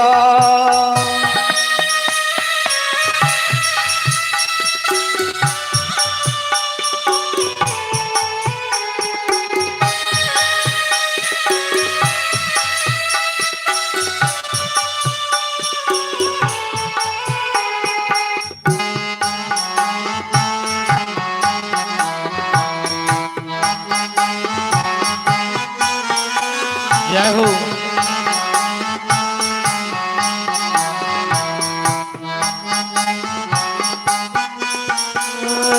मैं सबरी विलनी की जाई, भजन भाव नहीं जानू रे, मैं सबरी विलनी की जाई, भजन भाव नहीं जानू रे, राम तुम्हारे दर्शन के हित वन में जीवन पालो रे, राम तुम्हारे दर्शन के हित वन में जीवन पालो रे, चरण कमल से निर्मल कर दो, चरण कमल से निर्मल कर दो, दास की जो परिया, राम राम रटते रटते बीती रे ओ मरिया, राम राम रटते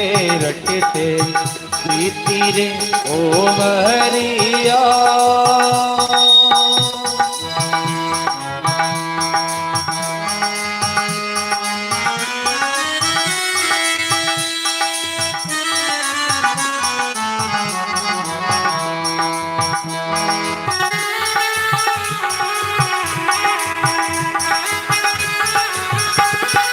जय हो, हरि बोल।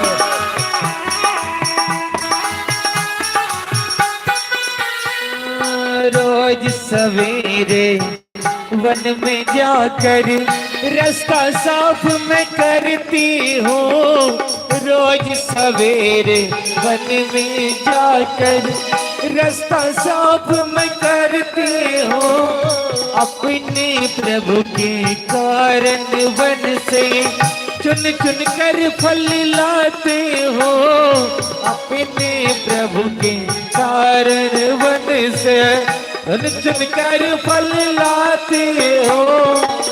मीठे मीठे बैरन की वरा, मीठे मीठे बैरन की वरा, लाई में चावरिया। राम राम रटते रटते तेरे ओ हरिया। राम राम रटते रटते तेरे ओ हरिया।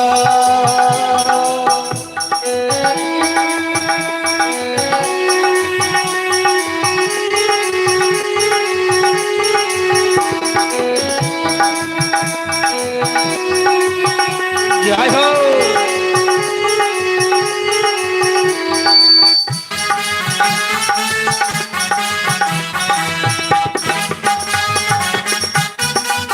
हरि बोल।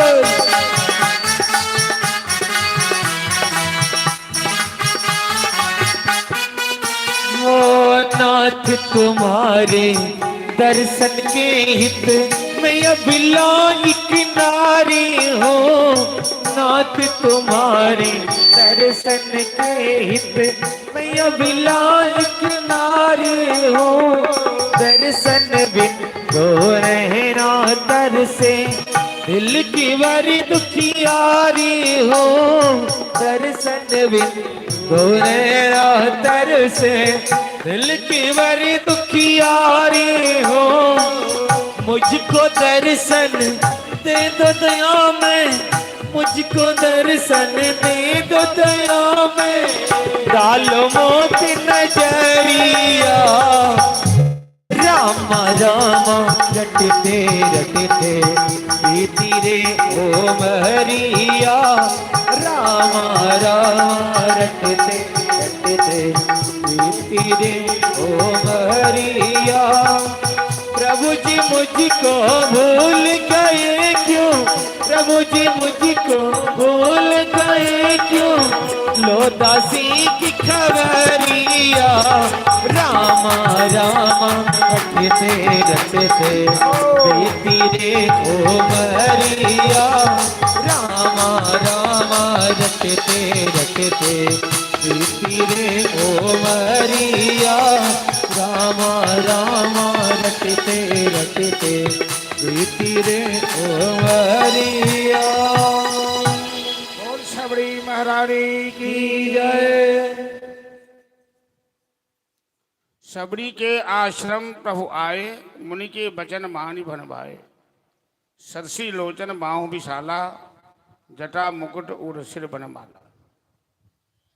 क्यों सहायता करो, क्यों कि संत के बताए मार्ग पर चलने में जीवन में कठिनाई नहीं हो सकती।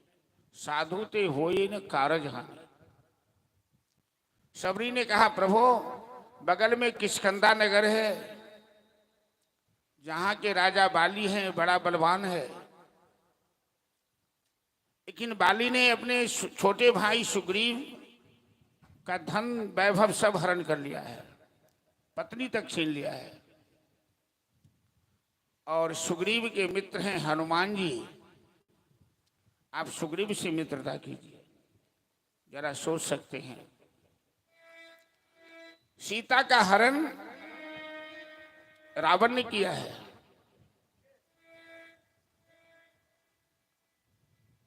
और रावण को बाली ने अपनी कांख में दबा के रखा था।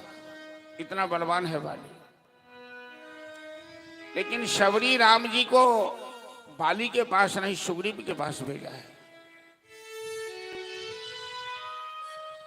हनुमान और राम का मिलन होता है राम कथा में अंजनी कुमार हनुमान न हो तो राम की कथा संपन्न नहीं हो सकती। हनुमान जी की गाथा बड़ी अपूर्व है। हनुमान जी राम लक्ष्मण के साथ सुग्रीव की मित्रता करवाई और मित्र की सहायता करते हुए राम जी ने बाली का वध किया, सुग्रीव को किष्किंधा का राजा बनाया। सुग्रीव ने अपने मित्र राम की सहायता के लिए वानरी सेना को सीता की खोज में भेजा।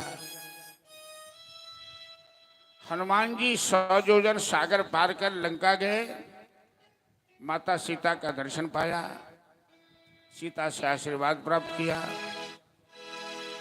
सोने की लंका जलाकर हनुमान वापस सीता का संदेश श्री राम जी को सुनाया। राम जी ने समुद्र में पुल का निर्माण किया, रामेश्वर महादेव की स्थापना की। राम और शिव में कोई भेद नहीं है ऐसा मानना चाहिए। राम जी ने यही सिद्धांत दुनिया वालों के सामने रखा। शिव और राम में जो भेद समझता है वो भक्त नहीं हो सकता। राम ने विजयादशमी के दिन लंका पर आक्रमण किया, समस्त समूल राक्षस का नाश किया, रावण का अंत हुआ। जानकी मैया की अग्नि परीक्षा हुई। दीपावली के दिन राम अयोध्या लौट कर आए। गुरु वशिष्ठ की अध्यक्षता में राम का राज्याभिषेक हुआ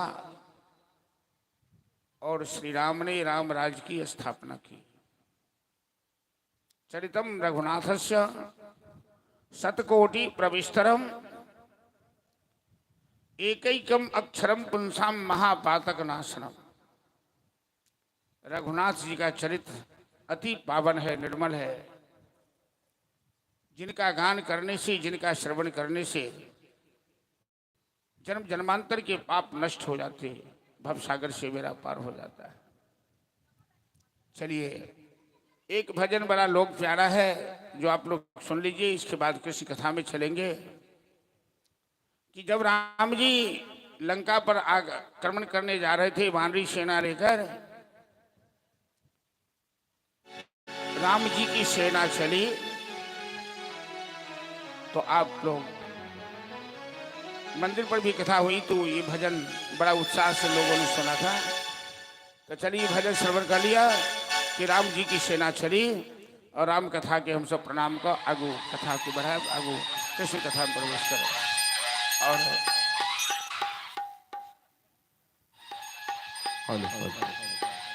बोल सियावर रामचंद्र की जय।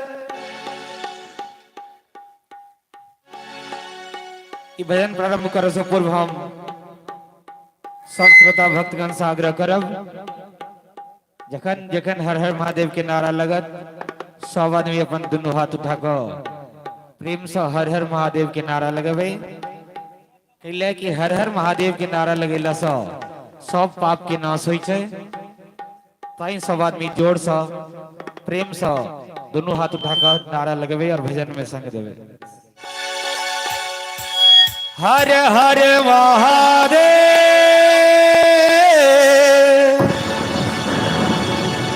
हर हर महादेव, महादेव महादेव।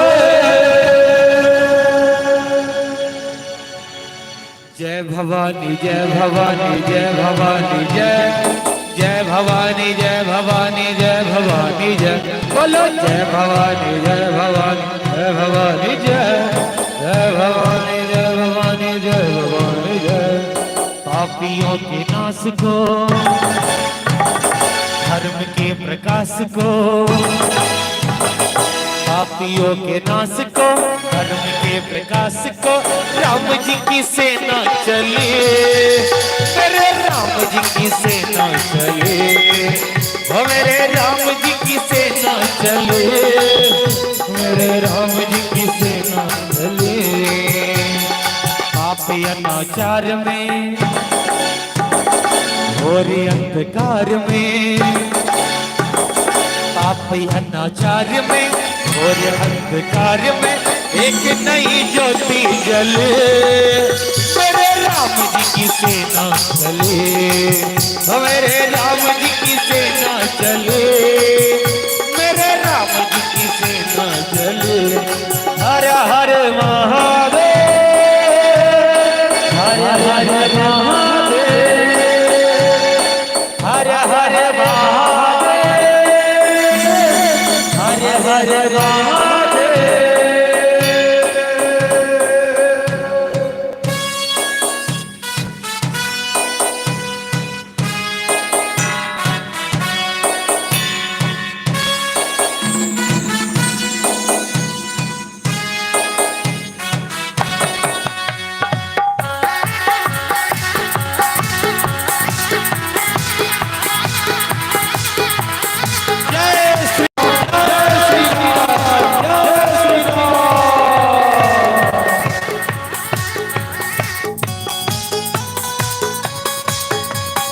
निश्चरहीन करेंगे धरती, यह प्रण है श्री राम का, यह प्रण है श्री राम का, यह प्रण है श्री राम का।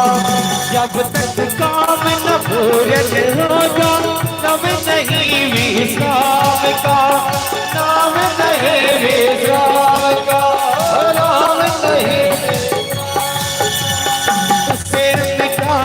चले है जिसका वयम राम का, वयम राम का, वयम राम का।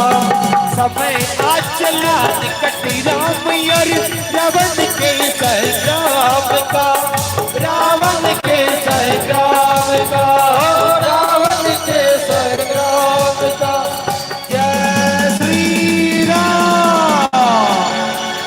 तीनों लोग धन्य है, देवता प्रसन्न है,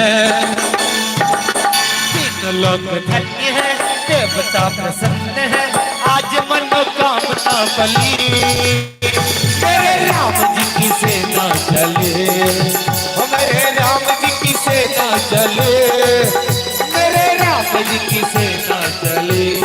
हर हर हर हर हर हर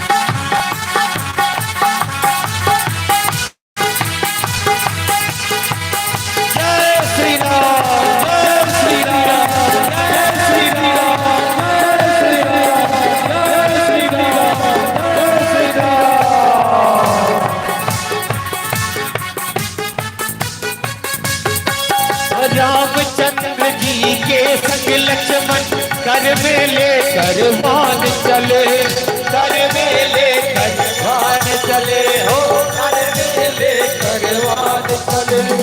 लिए विजय विश्वास हृदय में संग वीर हनुमान चले, हो संग वीर हनुमान चले, हो संग वीर हनुमान। सेना संग सुग्रीव नीलकंठ, अंगद छाती तान चले, अंगद छाती तान चले, हो अंगद छाती तान चले।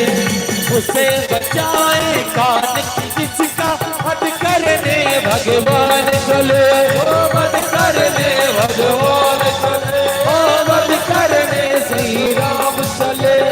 जय श्री राम। आगे रघुनाथ है, वीर साथ साथ है, आगे रघुनाथ है, वीर साथ साथ है, एक से एक बली, मेरे राम जी की सेना चले, ओ मेरे राम जी की सेना चले, मेरे राम जी की सेना चले। हर हर महादेव, हर हर महादेव, हर हर महादेव, हर हर महादेव।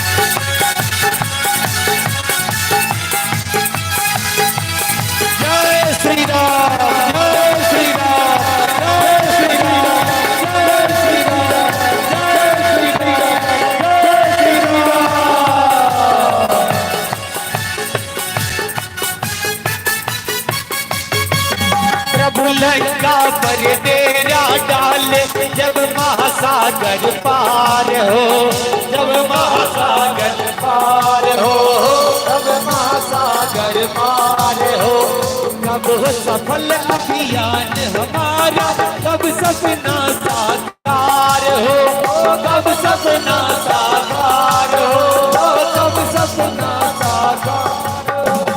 साप नदी की मिटे धरत से, धर्म की जय जयकार हो, धर्म की जय जयकार हो, धर्म की जय जयकार हो। कब हो विजय श्री राम हमारे, कब रावण की हार हो, कब रावण की हार हो, कब रावण की हार हो। जय श्री राम। और क्या हुआ? राम जी से आस है, राम पे विश्वास है, राम जी से आस है, राम पे विश्वास है, राम जी करेंगे भले, मेरे राम जी की सेना चले, मेरे राम जी की सेना चले, मेरे राम जी की सेना चले। हर हर महादेव, हर हर महादेव, हर हर महादेव, हर हर महादेव, ओ हर हर महादेव, हर हर महादेव, महादेव महादेव।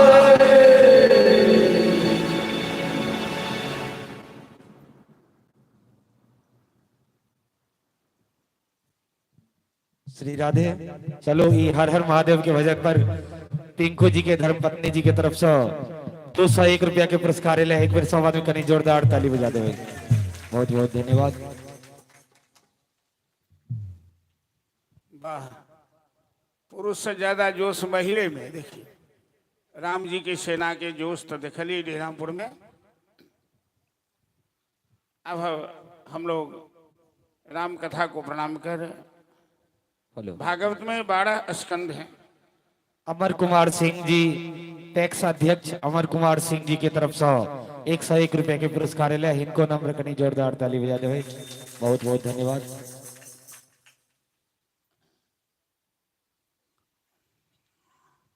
श्रीमद् भागवत में 12 स्कंद हैं।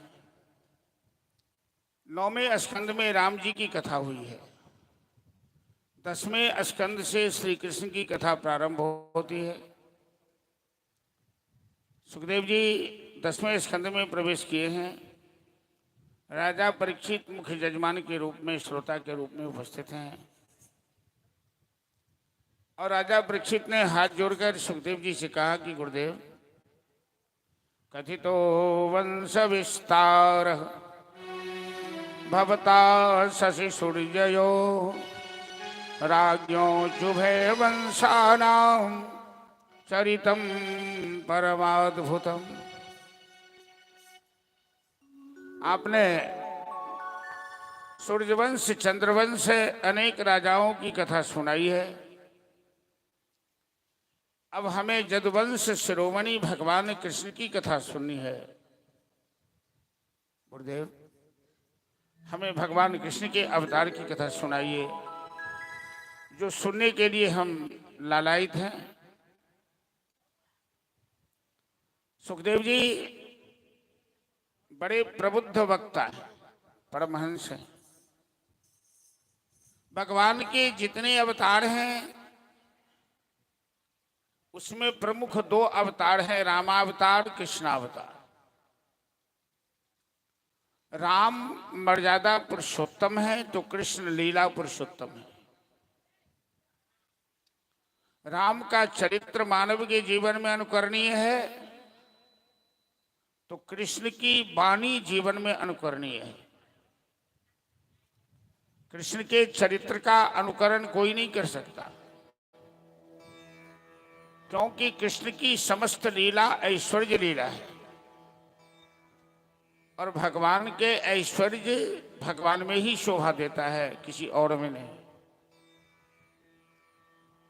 छठे दिन कृष्ण पूतना का वध करेंगे 27वें दिन में तृणावर्त का वध करेंगे, 1.25 महीना में शक्तासुर का वध करेंगे, 6ठे साल में कालिया नाग का मान मर्दन करेंगे, 7वें साल में गोवर्धन को उठाएंगे। जो लीला न मनुष्य के द्वारा न देवता के द्वारा अनुकरणीय हो सकती है, इसलिए कृष्ण ने जो गीता का उपदेश किया है महाभारत में, वह मानव के जीवन में अनुकरणीय माना गया है। कृष्ण की लीला बड़ी टेढ़ी मेढ़ी है, बड़ी अद्भुत है, क्योंकि भगवान के जितने भी अवतार हैं उसमें कृष्ण का अवतार एक विचित्र अवतार है। एते चांस कला पुंसः कृष्णस्तु भगवान से। कृष्णावतार में भगवान संपूर्ण कला के साथ आए। तो ये लीला लोगों की समझ में जल्दी आ नहीं सकती, और ऐसी कथा कभी किसी को नहीं सुनानी चाहिए जो लोगों की समझ में न आए या लोगों के मन में भ्रांति पैदा न हो। सुखदेव जी अपने आप को असमर्थ समझ रहे हैं कृष्ण की कथा सुनाने में। वो भगवान से प्रार्थना करते हैं कि प्रभु, अभी तक तो मैंने कथा सुनाई राजा परीक्षित को, या हजारों यहाँ ज्ञानी ध्यानी लोग सुन रहे हैं, लेकिन आपकी कथा मैं नहीं कर सकता। आपकी लीला बड़ी टेढ़ी मेढ़ी है। अपनी कथा आप अपने ही मुख से कहिए, मेरे हृदय में प्रवेश कर अपनी लीला का व्याख्यान आप अपने मुखारविंद से कीजिए। तो सुखदेव जी भगवान श्री कृष्ण का ध्यान शुरू किए। 2 बार हम लोग भगवान का नाम ले लेंगे कि श्री कृष्ण गोविंद हरे मुरारी, हे नाथ नारायण वासुदेव। श्री कृष्ण गोविंद हरे मुरारी, हे नाथ नारायण वासुदेव।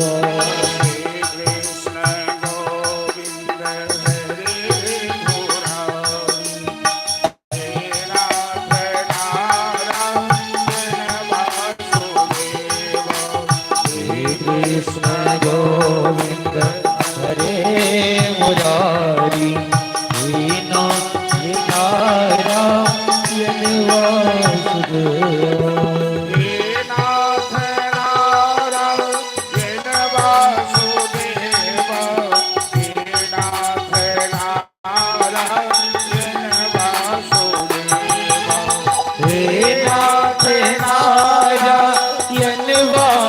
देवा हे नारायण वासुदेवा।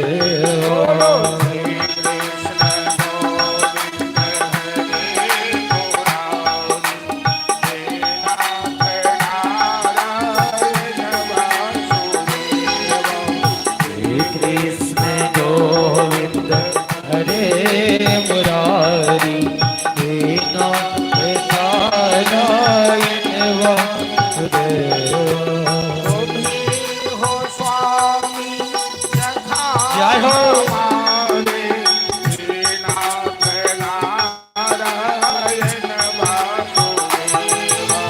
तुम्ही हो स्वामी सखा हमारे, नारायण वासुदेवा।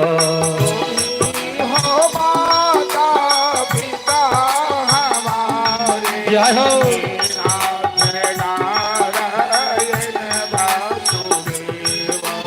तुम्ही हो माता पिता हमारे, हे नारायण वासुदेवा।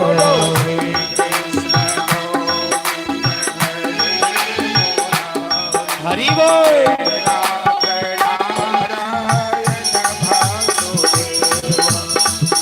कृष्ण गोविंद हरे मुरारी हे नाथ नारायण वासुदेवा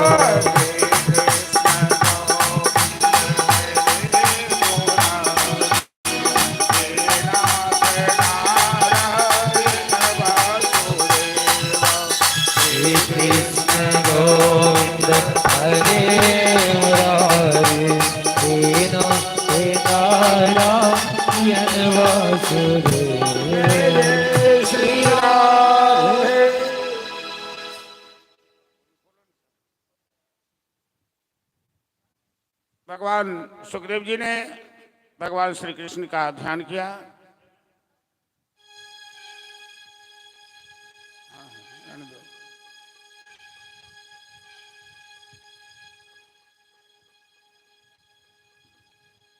हर युग के अंत में धर्म की हानि होती है, आसुरी शक्ति की वृद्धि होती है। सुखदेव जी कहते हैं, महाराज परीक्षित, द्वापर युग के अंत में राक्षसों का साम्राज्य फैल गया। राक्षसों का एक संगठन था जिसका सरदार था मथुरा का राजा कंस, दंतवक्र, शिशुपाल, जरासंध, शक्तासुर, बकासुर, अघासुर, धेनुकासुर, भौमासुर। ये सभी राक्षस एक से एक देवता से भी बढ़ के बलवान थे। इनके आतंक से धरती आतंकित हुई, पाप की वृद्धि हुई और क्षीर सागर के पास जाकर सबने भगवान से प्रार्थना की। आकाशवाणी के द्वारा भगवान ने सबको आश्वासन दिया। उग्रसेन का पुत्र है मथुरा का राजा कंस, जो अपनी चचेरी बहन देवकी से बड़ा प्रेम करता है। उसने देवकी का विवाह वसुदेव जी के साथ किया बड़े धूमधाम से, और अनेकों उपहार रथ पर देवकी वसुदेव को भेंट किया। देवकी वसुदेव की विदाई के समय कंस स्वयं रथ पर बैठाकर रथ का संचालन कर रहा है। देवकी को सुंदर शिक्षा देते हुए उसी समय आकाशवाणी होती है कि कंस सावधान हो जा, तू जिस देवकी से तुम इतना प्रेम करते हो, इसी देवकी का 8वां पुत्र तेरा काल होगा। अस्यास्तु अष्टमो गर्भ नस्ते हंता भविष्यति। आकाशवाणी सुनते ही कंस तिलमिलाकर म्यान से तलवार खींचा, देवकी का वध करना चाहा। पहले तो वसुदेव जी कंस को समझाने का प्रयास किया, क्योंकि ये कंस मायावी है, ये कालनेम राक्षस अगले जन्म में कंस हुआ है। ये बड़ा बलवान है, 10,000 हाथी के बराबर इस कंस में अकेले बल है। वसुदेव जी ने युक्ति से काम लिया, कंस तेरा दुश्मन देवकी है या देवकी का पुत्र है, तो मैं तुम्हें वचन देता हूं कि देवकी के गर्भ से जो भी पुत्र जन्म लेगा हम तुम्हें सौंप देंगे। भगवान की माया से प्रेरित बुद्धि कंस की समझ में बात आई। कंस ने वसुदेव देवकी को छोड़ दिया। क्रमशः देवकी ने 6 बच्चे को जन्म दिया। वसुदेव जी सत्यवादी हैं, अपना वचन पालन करते हुए कंस को सौंप दिया। किंतु कंस के दिल में दया आ गई, कंस इन बच्चों को मारा नहीं। कंस देवकी के 8वें पुत्र का इंतजार कर रहा है। इन बच्चों को मारने से हमें क्या लाभ है। कंस ने अपने जीवन में बहुत पाप किया है, लेकिन पाप का घड़ा भरना बाकी है।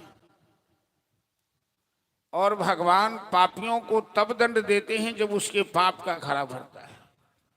तब तक तो मौका देते हैं सुधरने का। तो नारद जी आए कंस के पास, कहा तू बड़ा भोला भाला है या बड़ा मूर्ख है कंस? अरे अंक की गिनती कभी कभी उल्टी चलती है, 100, 99, 98, 97, 96, 95, इस तरह से। अंका नाम वाम तो गति। एक अष्टदल कमल लेके नारद जी कंस को समझाए कि तुम बता सकते हो इसकी पंखुड़ी में पहला कौन है और आठवां कौन है? जहां से गनो वहीं से पहला है, जहीं अंत होगा वहीं आठवां है। अर्थात नारद जी इतने कुशल हैं, भगवान की लीला को आगे बढ़ाना चाहते हैं। कंस की बुद्धि चकरा गई, नारद जी तो अंतर ध्यान हो गए, लेकिन देवकी के छह बच्चे को कंस एक ही तलवार से धर और सर अलग कर दिया। बाल हत्या हुई, धरती पाप से तिलमिला उठी। कंस ने वसुदेव देवकी को हथकड़ी बेरी डालकर कारागार में बंदी बना लिया और बड़े बड़े पहरेदारों को, पहलवानों को चौकीदारी में रख दिया। देवकी ने कंस के कारागार में गर्भ धारण किया। ये 7वां गर्भ है देवकी का। और देवकी के 7वें गर्भ में स्वयं शेष भगवान आए हैं। भगवान ने जोगमाया भगवती को आदेश दिया और 7 महीने के बाद देवकी के गर्भ का बच्चा देवकी के गर्भ से हटाकर वसुदेव की एक और पत्नी है रोहिणी, जो गोकुल नंद महल में रहती है। वसुदेव जी के मित्र हैं नंद जी, जो ग्वालों के सरदार हैं। जोग माया भगवती ने रोहिणी के घर में उस 7वें बालक को स्थापित कर दिया। भाद्र मास शुक्ल पक्ष द्वादशी तिथि के दिन रोहिणी के गर्भ से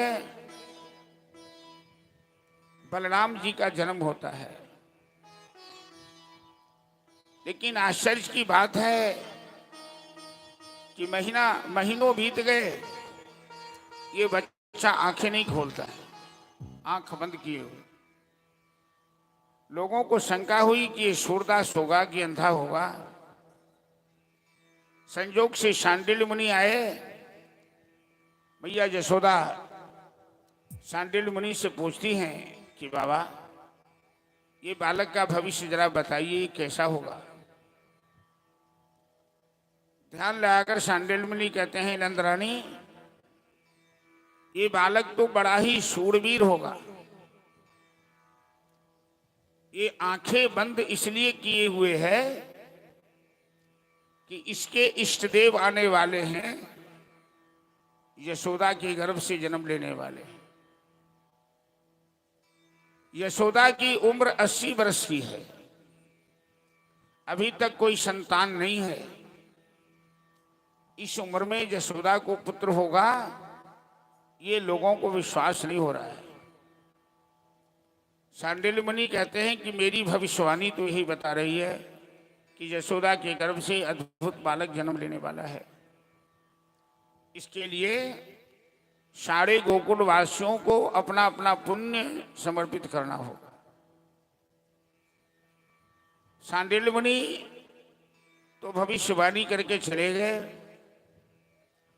और सारे गोकुलवासी कात्यायनी भगवती की उपासना करने लगे, एकादशी व्रत करने लगे और अपना अपना पुण्य नंद यशोदा के निमित्त समर्पित करने लगे।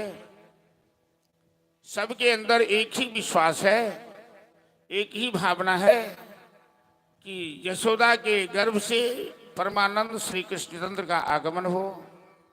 हम लोग उनके दर्शन के लिए बड़े ही लालायित हैं। और जहां हम लोग बैठे हैं इस जगह स्थल में, कथा स्थल में, रामपुर डी के अंदर, यहां भी तमाम श्रद्धालुओं की इसी बात की प्रतीक्षा है कि कन्हैया जल्दी आए और हम लोग कन्हैया के जन्म के अवसर पर बधैया का आनंद लें। तो सब भगवान से प्रार्थना करने लगे कि प्रभु अब विलंब मत कीजिए, शीघ्र आने की कृपा कीजिए। बड़ी देर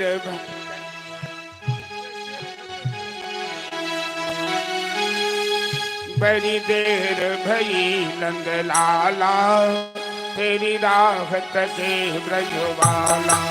ओ बड़ी देर भई नंद लाला, तेरी राह तके ब्रजवाला।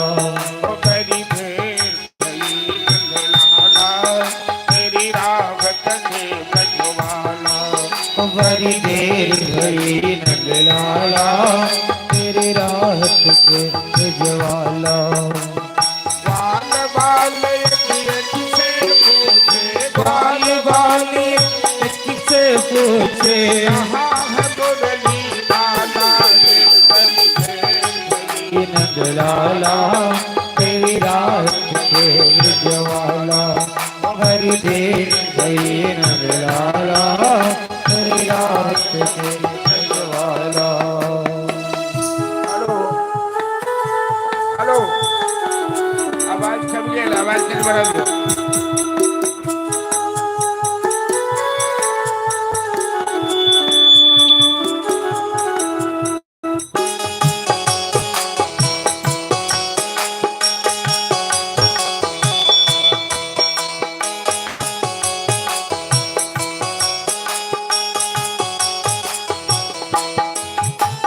कोई न जाए गूंज गलिन में, तुझ बिनु कलियां चुनने को। तुझ बिनु कलियां चुनने को, तुझ बिनु कलियां चुनने को। तरस रही है, तरस रही है यमुना के तट, धुन मुरली की सुनने को। मुरली की सुनने को, मुरली की सुनने को। अब क्यों देर करे हो नटखट, अब क्यों देर अरे हो नटखट, चौद विधा में वाला रे। बड़ी देर भई नंदलाला, तेरी राह तके ब्रजवाला। बड़ी देर भई नंद लाला, तेरी राह तके ब्रजवाला।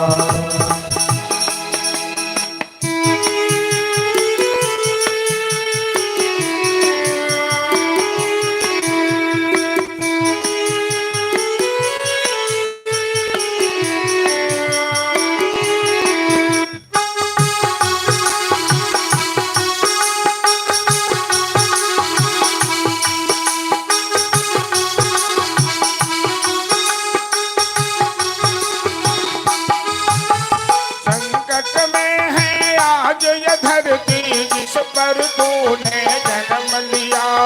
जिस पर तूने जन्म लिया, जिस पर तूने जन्म लिया। पूरा कर दे, पूरा कर दे आज बचन ओ गीता में जो तूने दिया।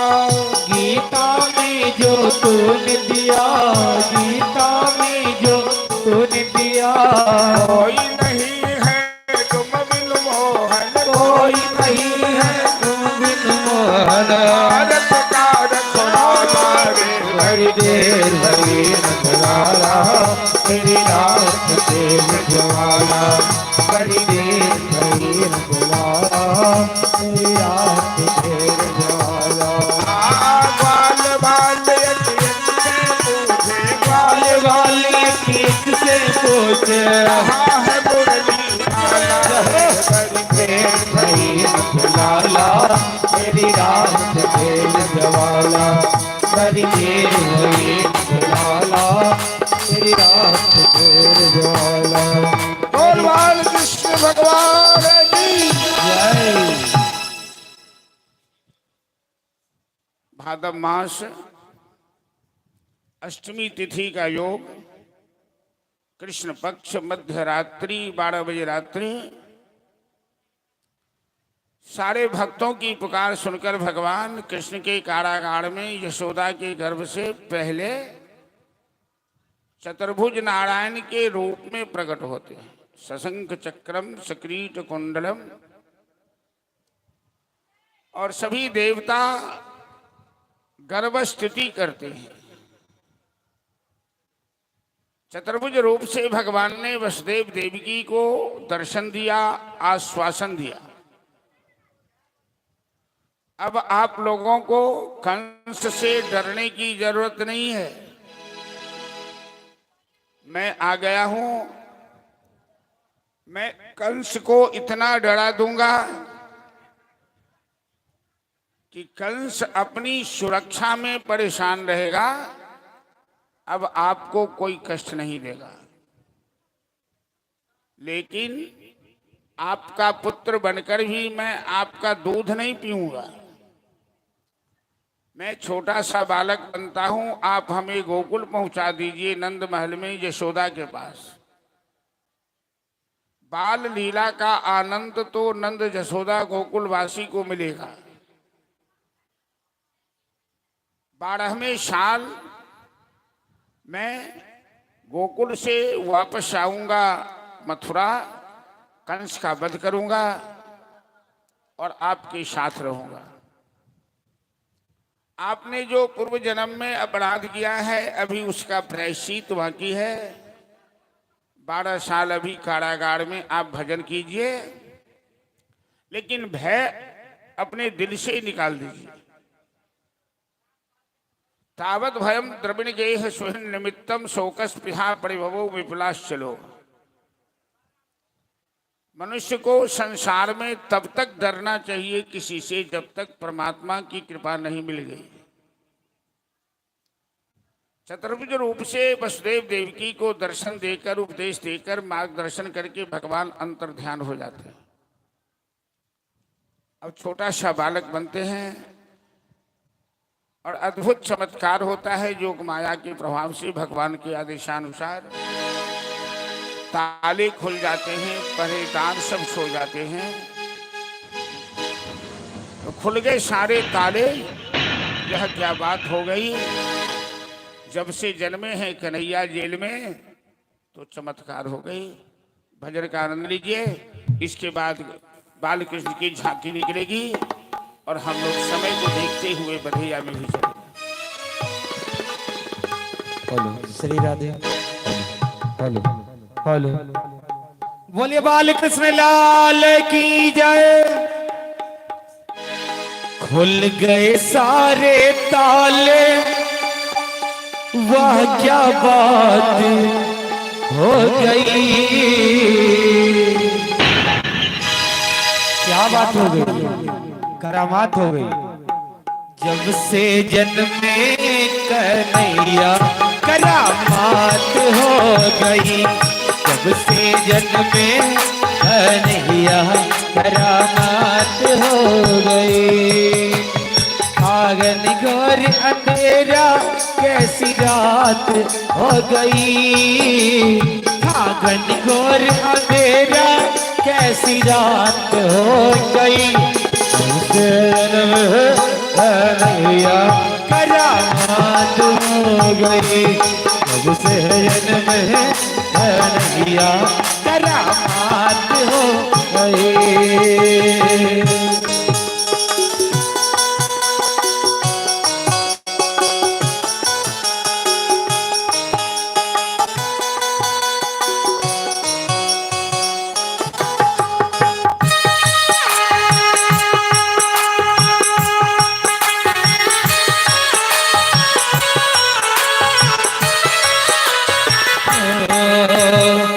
किसी न जन्म लिए कान्हा द्वापर जवाना पुराना। चुप किसी न जन्म लिए कान्हा द्वापर जवाना पुराना। ताल लगाना पहरे बिठाना, बंसी का जुल्म चढ़ाना। उस रात की कदरी से भया करना। उस कैसे कमरे दरदा।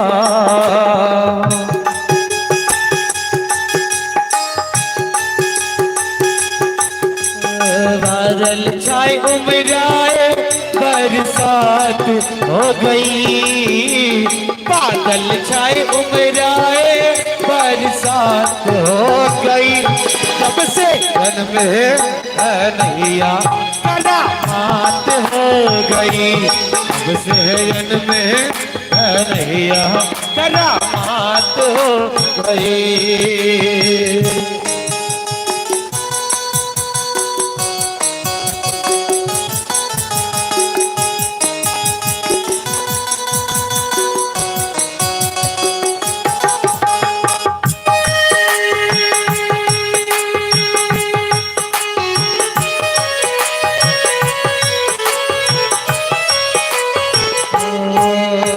खुल गए ताले सोए थे रखवाले, हाथों में बरछियां वाले।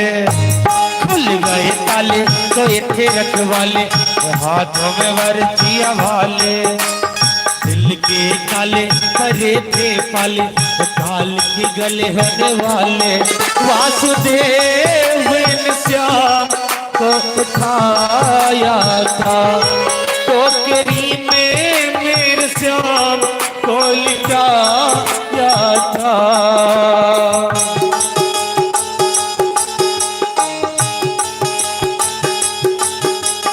गोकुल धारे हर साए कैसी बात हो गई, गोकुल धारे हर साए कैसी बात हो गई। सहयल में कन्हैया करामात हो गई, सबसे जन्म में कन्हैया करामात हो गई।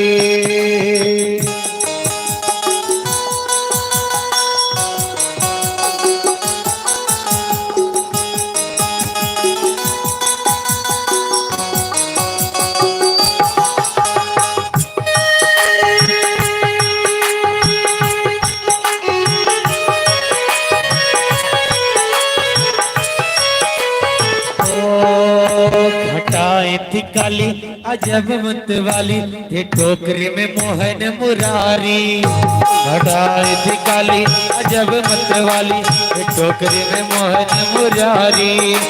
हसवन वारी करे रखवारी, जमुना ने बात बिचारी।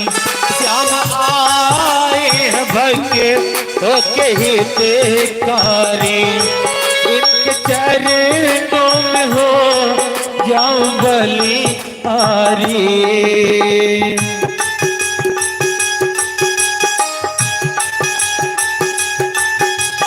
जाओ वारी वारी मुलाकात हो गई, जाओ वारी वारी मुलाकात हो गई। सब सहजन में कन्हैया करामात हो गई, सबसे जन्म में कन्हैया करामात हो गई। खुल गए सारे ताले बात हो गई, खुल गए सारे ताले बात हो गई। क्या बात हो गई? करामात हो गई। इसीलिए सभी भक्तों से आग्रह, अपने दोनों हाथ ऊपर उठा के प्रेम से ताली बजाते हुए, किसी का भी हाथ नीचे नहीं रहना चाहिए, दोनों हाथ ऊपर रहना चाहिए और प्रेम से ताली बजना चाहिए। जब से जन्म है कन्हैया करामात हो गई, जब से जन्म है कन्हैया करामात हो गई, जब से जन्म है कन्हैया करामात हो गई, जब से जन्म है कन्हैया करामात हो गई, जब से जन्म है कन्हैया करामात हो गई। बोले बाल कृष्ण लाल की जय।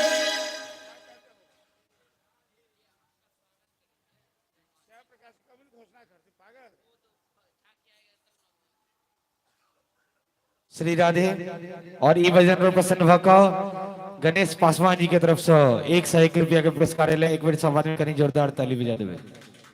बहुत बहुत धन्यवाद।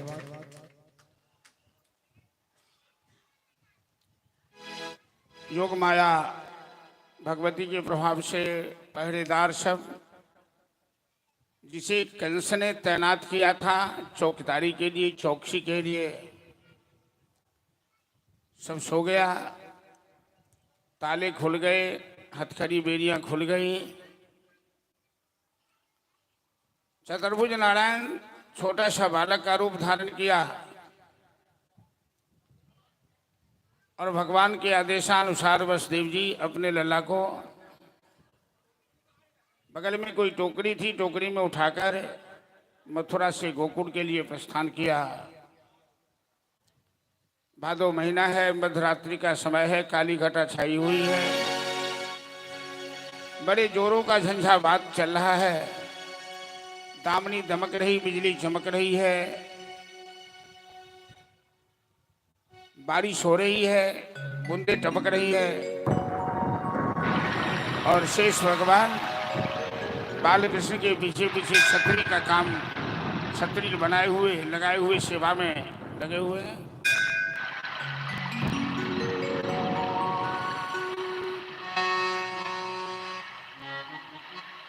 ए विकास,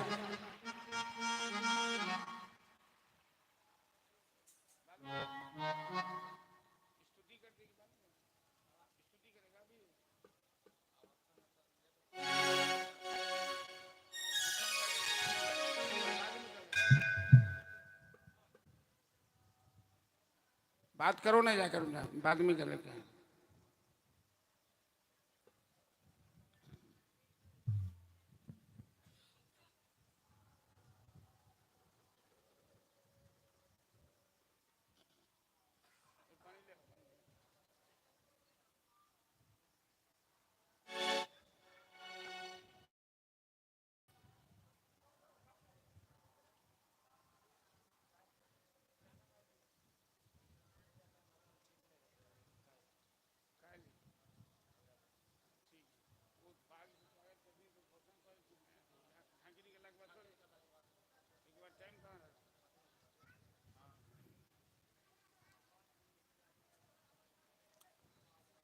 वसुदेव जी अपने लला को लेकर चलिए, हम सब बाल मुकुंद पंडित जी एठन उपस्थित थे। उमा बाबू के वो खास आचार्य थे। हिनकर सब यज्ञ आदि संपन्न उनके द्वारा हो। कार्य उनका निमंत्रण दिल गलन तो नहीं आ सकला, विशेष कारणवश।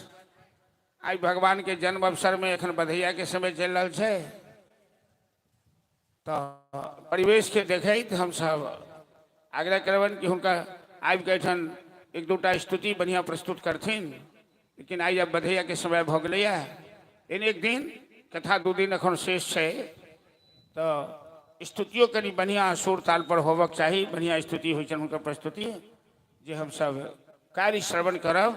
आज जे कार्यक्रम अखन चल रहा है वही चले।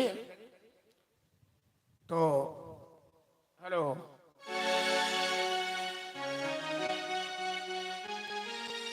हेलो, श्री राधे। यजमान जी श्रीमान उमाशंकर मिश्र जी, उमाकांत मिश्र जी व्यास जी के पाग और माला चादर से सम्मानित करथिन। यजमान जी साग्र व्यास शासन के समीप आवी।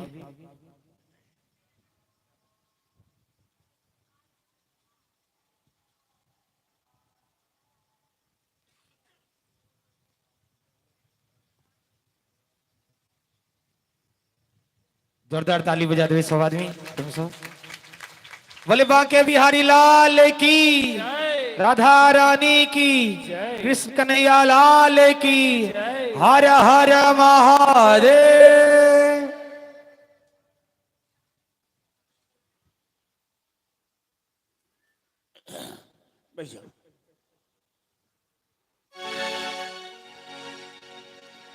देखियो नाम के हेरा फेरी भ जाए छै, लेकिन उमाकांत और उमाशंकर के एकेटा मतलब है। पार्वती के पति के नाम भेलन उमाकांत, आ उमा शंकर दोनों मिलकर एके भेलखिन। आ तो उल्टा पुल्टा जे बजा जाए, बुझा वाला बुझे छथिन जे किनकर की नाम छै। तो वसुदेव जी लला को लेके जा रहे हैं और चले हम लोग झांकी का दर्शन करें। अब तमाम श्रद्धालुओं से आग्रह है कि आप अपने अपने स्थान से बैठकर ही झांकी का दर्शन करेंगे और आगे जैसा जो भी कार्यक्रम होगा हम यहाँ से निर्देश करेंगे। चॉकलेट आदि भी, चॉकलेट जो है हाँ वो सब भी लुटाया जाएगा। बधाई का कार्यक्रम भी होगा। हम यहाँ से घोषणा करते जाएंगे, आप लोग उस हिसाब से अपनी अपनी प्रस्तुति कीजिएगा। अभी चलिए, अभी किसी को मालूम नहीं है क्योंकि भगवान मथुरा कारागार में जन्म लिए हैं। गोकुल पहुंचेंगे तब गोकुलवासी को पता लगेगा और गोकुलवासी के जन्म के उपलक्ष्य में उत्सव मनाएंगे। अभी वसुदेव जी लेके जा रहे हैं, रास्ते में अपने अपने स्थान से बैठकर ही झांकी का दर्शन करेंगे। लेलन कन्हैया अवतार हो, लेलन कन्हैया अवतार हो, देवकी के ललन। लेलन कन्हैया अवतार हो, देवकी के ललन हो। कन्हैया अवतार हो, देवकी के ललन। लेलन कन्हैया अवतार हो, देवकी के ललन देवकी ललन माँ, देवकी ललन देवकी के ललन माँ, देवकी ललन देवकी के ललन माँ, देवकी ललन देवकी के ललन माँ। गुलाम में जय हो, गुलाम में मचल जय जयकार हो, यशोदा के अंगना। गुलाम में मचल जय जयकार हो, यशोदा के अंगन माँ। लेलन कन्हैया अवतार हो, देवकी के ललन माँ। लेलन कन्हैया अवतार हो, देवकी के ललन माँ।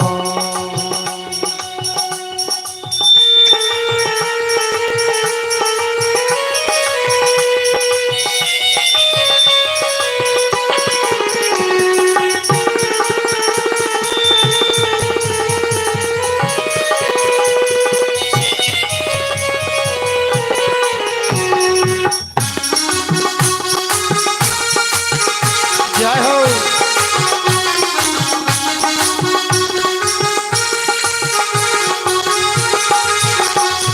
अष्टमी के रात मास भादो अनहरिया, अष्टमी के राति मास भादो अनहरिया। कृष्ण जी के लोक चला गोकुल नगरिया, कृष्ण जी के लोक चलला गोकुल नगरिया। अष्टमी के रात मास भादो अनहरिया, अष्टमी के राति मास भादो अनहरिया। कृष्ण जी के लोक चला गोकुल नगरिया। कृष्ण जी के लोक चला गोकुल नगरिया। जय हो, झिम परत पोहार हो, सुनी कृष्ण के जन्मवा। रिम परत फुहार हो, सुनी कृष्ण के जन्म। लेलन कन्हैया जय हो, अवतार हो, देवकी के ललन माँ। लेलन कन्हैया अवतार हो, देवकी के ललन माँ। नागदेव सब मिली छतरी लगावल, नागदेव सब मिली लगावल। वासुदेव बाबा के रास्ता देखावल, वासुदेव बाबा के रास्ता देखावल। नागदेव सब मिली लगावल, नागदेव सब मिली लगावल। वासुदेव बाबा के रास्ता देखावल। वासुदेव बाबा के रास्ता देखावल। जय हो, उमड़ल जमुना के धार हो, छुए कृष्ण के चरण। उमरल यमुना के धार हो, तुम कृष्ण के चरणों। लेलन कन्हैया अवतार हो, देवकी के ललन माँ। लेलन कन्हैया अवतार हो, देवकी के ललन। वसुदेव जी लल्ला को लेके जा रहे हैं और जमुना मथुरा के बीच, गोकुल और मथुरा के बीच में जमुना की धारा बह रही है। जमुना में बाढ़ आई है और जमुना महारानी कन्हैया का चरण छूना चाहते हैं और वसुदेव जी की सुरक्षा के लिए भगवान ने अपना चरण बढ़ा दिया। जमुना महारानी कन्हैया का चरण स्पर्श किया, जमुना की धारा शांत हो गई और आराम से वसुदेव जी यमुना पार कर गोकुल पहुंच गए। सुखी गेल धार पार गेला यदुरैया, सुखी गेले धार पार गेला यदुरैया। लोक पर लोक में बाजे बधैया, लोक पर लोक में बाजे बधैया। सुखी गेल धार पार गेला यदुरैया, सुखी गेले धार पार गेला यदुरैया। लोक पर लोक में बाजे बधैया, लोक पर लोक में बाजे बधैया। राक्षस में मचल हाहाकार हो, जोड़ी कृष्ण के जन्म हुआ। राक्षस में मचल हाहाकार हो, जोड़ी कृष्ण के जन्म हुआ।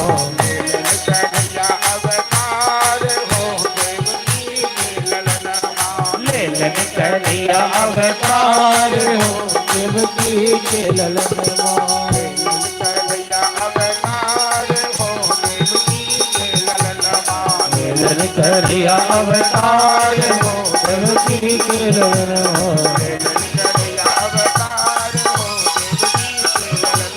लेलन कन्हैया अवतार हो, देवकी के ललनमा।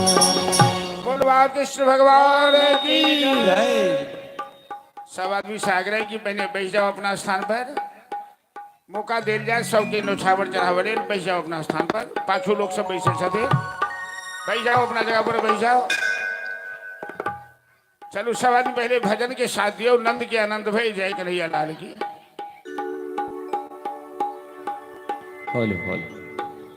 बोले बाल कृष्ण लाल की जय। नंद के आनंद भयो, जय कन्हैया लाल की। नंद के आनंद भयो, जय कन्हैया लाल की। नंद के आनंद भयो, जय कन्हैया लाल की। नंद के आनंद भयो, जय कन्हैया लाल की। नंद के आनंद भयो, जय कन्हैया। जय कन्हैया लाल की, जय यशोदा लाल की। जय कन्हैया लाल की, जय यशोदा लाल की। जय कन्हैया लाल की, जय यशोदा लाल की। जय कन्हैया लाल की, जय यशोदा लाल की। ओ नंद के आनंद भयो, जय कन्हैया लाल की। नंद के आनंद भयो, जय कन्हैया लाल की। नंद के आनंद भयो, जय कन्हैया लाल की। नंद के आनंद भयो, जय कन्हैया लाल की।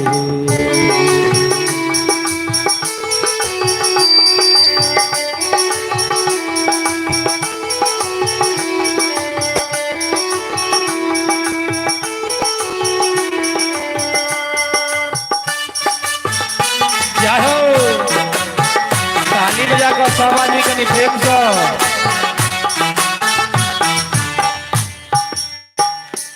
ओ ब्रज में आनंद भयो, जय यशोदा लाल की। ब्रज में आनंद भयो, जय यशोदा लाल की। ब्रज में आनंद भयो, जय यशोदा लाल की। ब्रज में आनंद भयो, जय यशोदा लाल की। हाथी घोड़ा पाल की, जय कन्हैया लाल की। हाथी घोड़ा पाल की, जय कन्हैया लाल की। हाथी घोड़ा पाल की, जय कन्हैया लाल की। हाथी घोड़ा पाल की, जय कन्हैया लाल की। ओ गोकुल में आनंद भयो, जय कन्हैया लाल की। गोकुल में आनंद भयो, जय कन्हैया लाल। ओ नंद के आनंद भयो, जय कन्हैया लाल की। नंद के आनंद भयो, जय कन्हैया लाल की।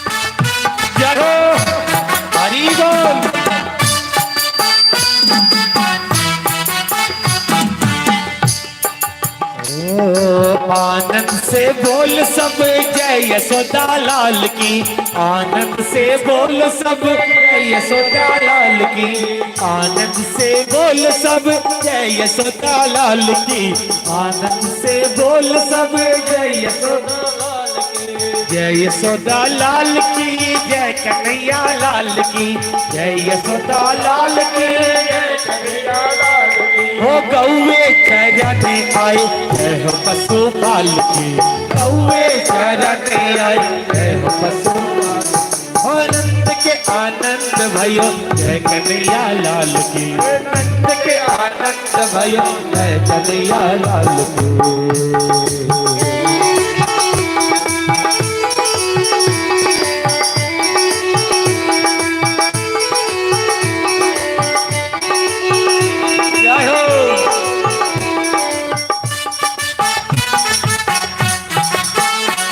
बालकृष्ण लाल की जय।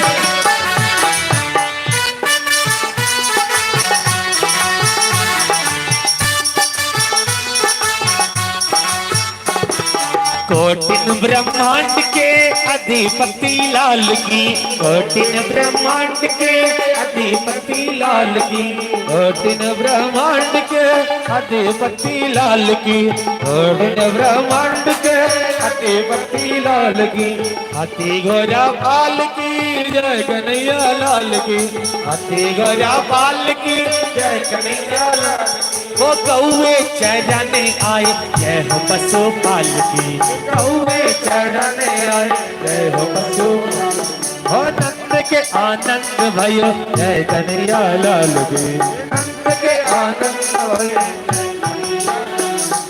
जय कन्हैया लाल की, जय यशोदा लाल की, जय कन्हैया लाल की, जय यशोदा लाल की, जय कन्हैया लाल की, जय यशोदा लाल की, जय कन्हैया लाल की, जय यशोदा लाल की। आनंद के आनंद भयो जय कन्हैया लाल की, नंद के आनंद भयो जय कन्हैया लाल, नंद के आनंद भयो जय कन्हैया लाल की, नंद के आनंद भयो जय कन्हैया, आनंद के आनंद भयो जय कन्हैया लाल की, नंद के आनंद भयो जय कन्हैया लाल की, नंद के आनंद भयो जय कन्हैया लाल की। भगवान कृष्ण लाल की जय। सब आदमी सागरे जी सबसे पहले बैठ जाओ सब आदमी। ई बधैया पर प्रसन्न भक मुखी यजमानी जी के तरफ से 51 रुपया के पुरस्कार ले, एक बार सब आदमी जोरदार ताली बजा दे भाई यजमानी जी के नाम पर। बैठ जाइए सभी आदमी बैठ जाइए, बक्सा के सामने नहीं ठहरो, बक्सा के सामने चलो ना, बीच में यहाँ से बैसू ने किया ठार छे पाछू लोग सब छथी ने।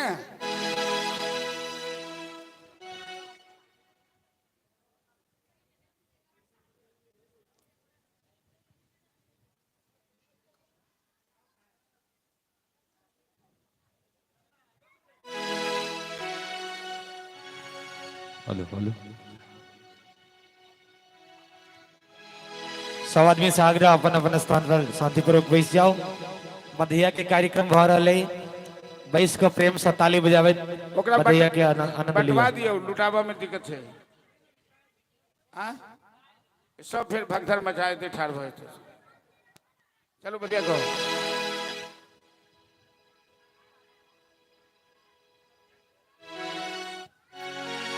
हेलो हेलो डगर डगर बिच गोकुला नगरिया। अरे कौन गांव छे? दिरामपुर दी नगरिया बधैया बाजे हो बधैया बाजे। प्रेम से कनी सवारी ताली बजा को। बाबा नंद के दुआरिया बधैया बाजे, बाबा नंद के दुआरिया बधैया बाजे, बाबा नंद के दुआरिया बधैया बाजे, बाबा नंद के दुआरिया बधैया बाजे। डगर डगर बिच गोकुला नगरिया, गोकुला नगरिया बधैया बाजे। डगर डगर बिचे गोकुला नगरिया गोकुला नगरिया वदैया बाजे हो वदैया बाजे बाबा नंद के दुआरिया बाबा बाजे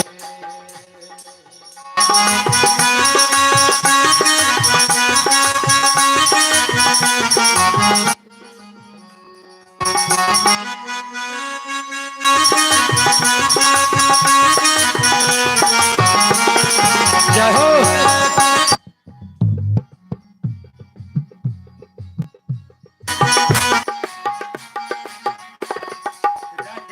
के सोए हो मुकुट पीतांबर हो मुकुट पीतांबर यशोदा रानी राजा जी के सोए हो मुकुट पीतांबर हो मुकुट पीतांबर यशोदा रानी हो यशोदा रानी लाल पियरी चुनरिया यशोदा रानी लाल पियरी चुनरिया यशोदा रानी बाबा नंद के दुआरिया बधैया बाजे बाबा नंद के दुआरिया बधैया बाजे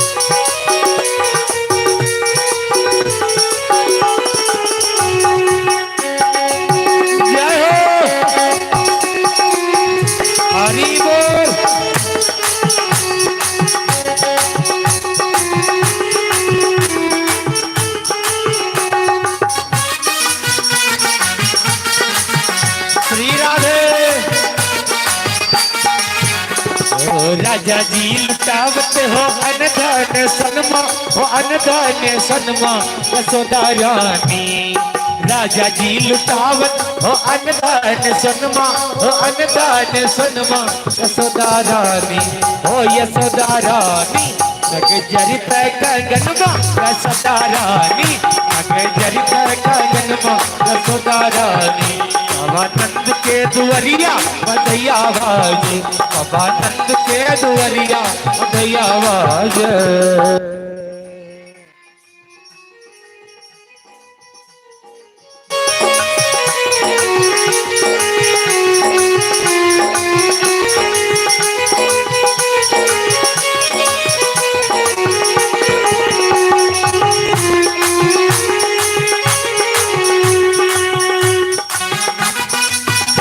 जय हो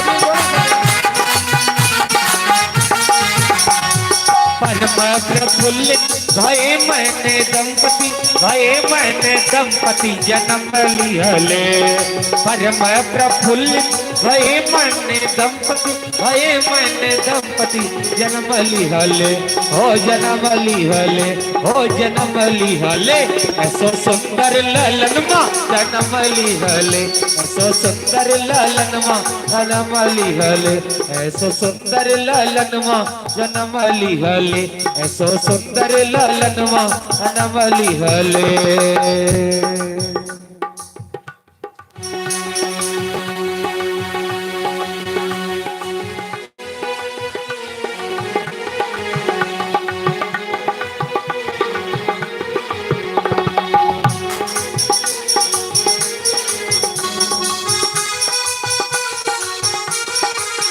भागवत रसिक मगन होए गावे नचन लागे भागवत रसिक मगन होए गावे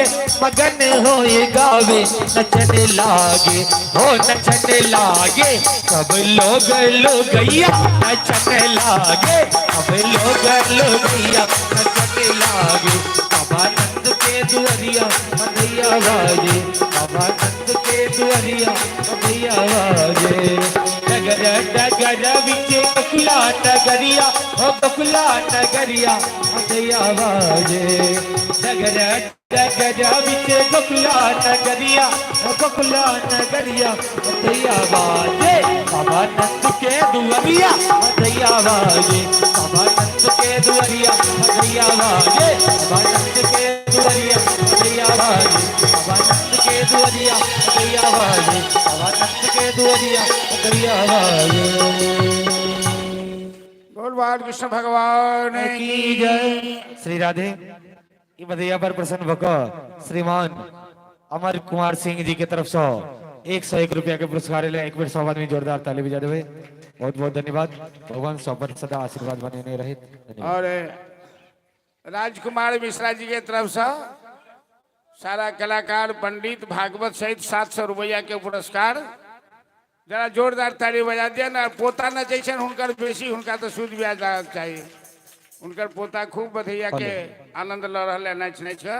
यजमान जी के तरफ से हो एक 100 रुपया सब कलाकार पंडित के प्रदान किया गया। एक बार जोरदार ताली बजा दिए यजमान जी के नाम पर। धन्यवाद। अभी यहाँ सब उड़ा दे छे। अभी टीका लगाबे जाए उठ के एको आदमी उठिए नहीं सकनो। कोहनी जगह बैसले बैसले अभी घुसका देलिए। नहीं नहीं ना उड़ा देलखिन। उड़ेला से तो आँख में पड़ जाए छे।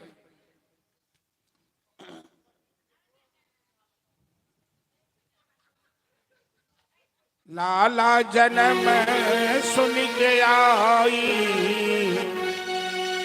यशोदा मैया दे दो चॉकलेट ले लिया।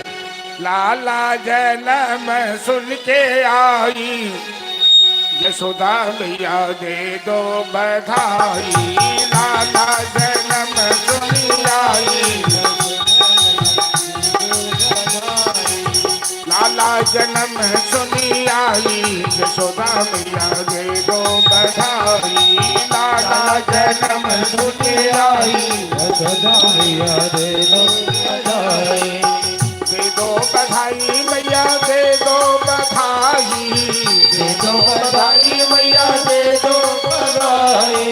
लाला कौन चीज की बधाई चाहिए? लाला लाला जन्म सुनी आई यशोदा मैया दे दो बधाई। लाला जन्म सुनी आई यशोदा मैया दे दो बधाई।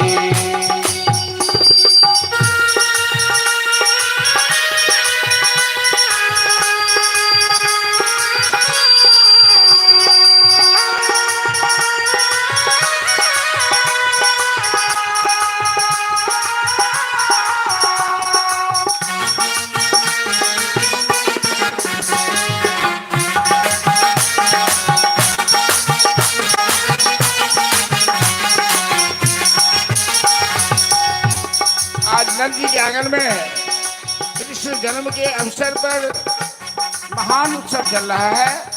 कोई नाच रहे हैं, कोई घूम रहे हैं, कोई लूट रहे हैं, कोई लुटा रहे हैं। और बधैया मांगने वाले सब क्या क्या कर रहे हैं जरा ध्यान से सुनिएगा। हार भी लूंगी श्रृंगार भी लूंगी।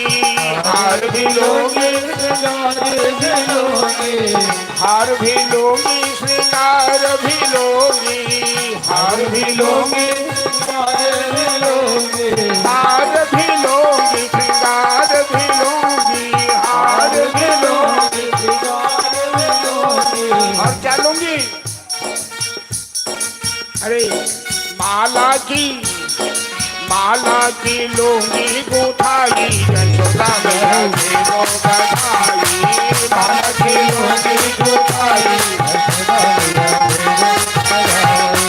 लाला जन्म सुन के आई यशोदा मैया दे दो बधाई। लाला जन्म सुन के आई यशोदा मैया दे दो बधाई।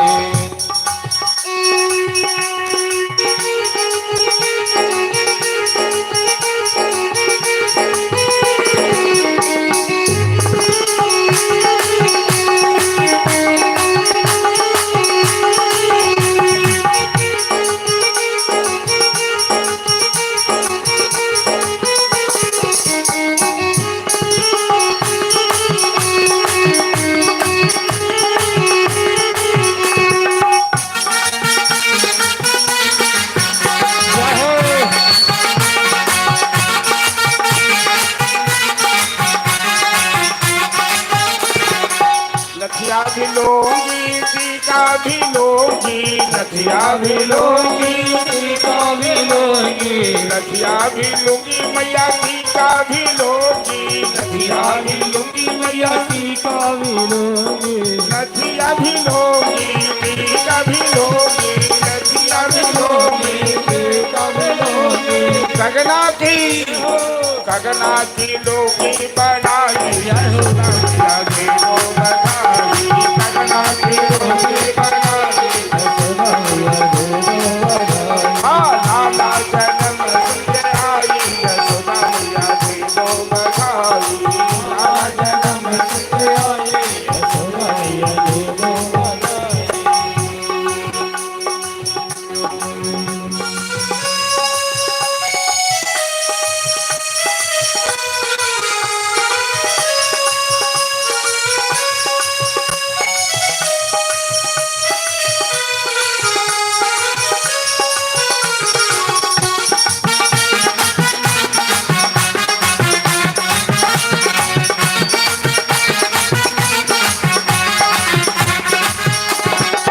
लहंगा भी लूंगी मैया साड़ी भी लूंगी लहंगा भी लूंगी मैया साड़ी भी लूंगी लहंगा भी लूंगी मैया साड़ी भी लूंगी लहंगा भी लूंगी मैया साड़ी भी लूंगी लहंगा भी लूंगी साड़ी भी लूंगी लहंगा भी लूंगी साड़ी भी लूंगी सुंदरी की लूंगी कढ़ाई यशोदा मैया की दो भाई की लोगी कढ़ाई यशोदा मैया की दो बधाई लाला जन्म से आई यशोदा मैया की दो बधाई लाला जन्म से आई यशोदा मैया की दो बधाई दे दो बधाई मैया दे दो बधाई दे दो बधाई मैया दे दो बधाई लाला जन्म से आई यशोदा मैया की दो बधाई लाला जन्म से आई यशोदा मैया की दो बधाई लाला जन्म से आई यशोदा मैया की दो बधाई लाला जन्म से आई यशोदा मैया की दो बधाई बोल बोली मनोहर कन्हैया की बधाई महोत्सव की जय। सब आदमी ठार किया भगलिए कोमल जी तो एकदम जवान जगह नाचा लगल चलू एक टा बधैया और उसके बाद हम स्वार्थी करब समय भोग लिया हेलो ई बधैया पर प्रसन्न भक्कर यजमान जी के बड़ी बहू आमोद मनोज मिश्र जी के धर्मपत्नी जी के तरफ से 505 रुपया के पुरस्कार ले एक बार जोरदार ताली बजा देवे सब आदमी। अरे तालियों तो बजाओ कहीं जोर सा चलो अब बैठा सोनू जी के तरफ से 50 रुपया के पुरस्कार ले एक बार जोरदार ताली सोनू जी के नाम पर बजा दिया धन्यवाद। आई क्या ली अब बैसू बहन बैसू सब आदमी बैठ जाओ। आई कल तो जनै छियै कि नया दुनिया में नया स्टाइल के भजन सब बेसी होइ छै जे सभ्यता और संस्कृति के खिलाफो बुझाई छै लेकिन किछु गीत एहन छै जे नया स्टाइल में गायल जाइ छै तो बच्चा के जन्मदिन मनायल जाइ छै तो केक लोग कटै छै अब तो बुढ़ापा में सेहो केक काटऽ लगलै लोग तो चलू एकटा भजन कन्हैया के आई अंग्रेजी वाला में कहे छै बर्थडे है ना हैप्पी बर्थडे टू यू जे कहे छै से भजन आ ओई के बाद आरती हेतै और एकटा बात ध्यान रखब कि काली पुनः कथा के प्रारंभिक काल में बधैया हेतै खिलौना बिकायल जेतै खिलौना लुटायल जेतै आई तो जे मस्ती आनंद सब आदमी कर रहल छी कालियो हेतै और भगवान के बाल लीला वृंदावन के सुंदर गोकुल लीला के वर्णन काली हेतै तैं अधिक से अधिक संख्या में आबी आई एकटा और बधैया ओई के बाद आरती श्री राधे और ओहिना सब आदमी जे ठाड़ भ जाय छै अरे जिनका डांस कराबै छन तो बढ़िया से भगवान के दरबार में कहावत है कि भगवान के कथा में या दरबार में ताली नहीं बजाब तो दुनिया अहाँ के जीवन में ताली बजा के अहाँ के मजाक उड़ात आ भगवान के दरबार में यदि नहीं नचना तो दुनिया में माया अहाँ के नचा नचा के परेशान कर दे तैं में जे केओ नचै छै तऽ अदला बात नहीं छै लेकिन जे डांस करै छी नचै छी सएह ठाढ़ हो बाकी आदमी बैस के ओकर आनंद लिया। चलू एकटा बधैया ओई के बाद आरती। श्री राधे पिछला भजन पर प्रसन्न होकर श्री शिव कुमार शिव कुमार मिश्र शिव कुमार मिश्र जी की तरफ से 101 रुपए का पुरस्कार है। इनको नंबर ताली बजा दे। और ब्रिज किशोर कुमार जी की तरफ से 101 रुपए का पुरस्कार है। इनको नंबर ताली बजा दे। वाह छुपे छुपे रुस्तम सब निकले बारी बारी से। चलो रंगी गुब्बारों से मंडप सजाया है। मिश्री पावे का एक केक मंगाया है। इसको चखेगा श्याम तो आहा नौजवान सब के लोग हर जगह खाली है। यदि नाचा क्या तो इठन खूब नाचा इमर लोग सब दर्शन। और क्या कहना है? हैप्पी बर्थडे कहना है। सभी भक्तों से आग्रह, सभी प्रेम से ताली बजाते हुए हम सब बोलेंगे हैप्पी बर्थडे टू यू। हम सब बोलेंगे हैप्पी बर्थडे टू यू। हम सब बोलेंगे हैप्पी बर्थडे टू यू। हम सब बोलेंगे हैप्पी बर्थडे टू यू। रंगी गुब्बारों से मंडप सजाया है। मिश्री पावे का एक केक मंगाया है। इसको चखेगा श्याम तो बोलेंगे हैप्पी बर्थडे टू यू। हम बोलेंगे हैप्पी बर्थडे श्याम। हम बोलेंगे हैप्पी बर्थडे टू यू। हम बोलेंगे हैप्पी बर्थडे टू यू।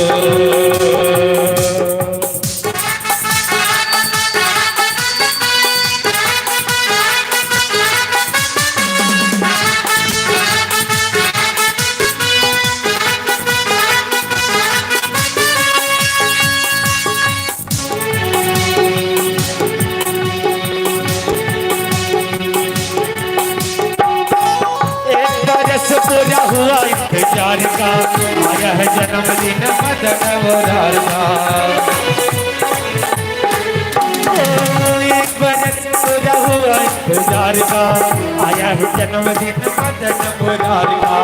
आदम की अष्टमी है मौसम बहार का, बना हुआ है पूरा दिल में केदार का। अब कैसे चुप में रहो सब बोलेंगे हैप्पी बर्थडे टू यू। हम सब बोलेंगे हैप्पी बर्थडे श्याम। हम सब बोलेंगे हैप्पी बर्थडे टू यू। हम सब बोलेंगे हैप्पी बर्थडे टू यू।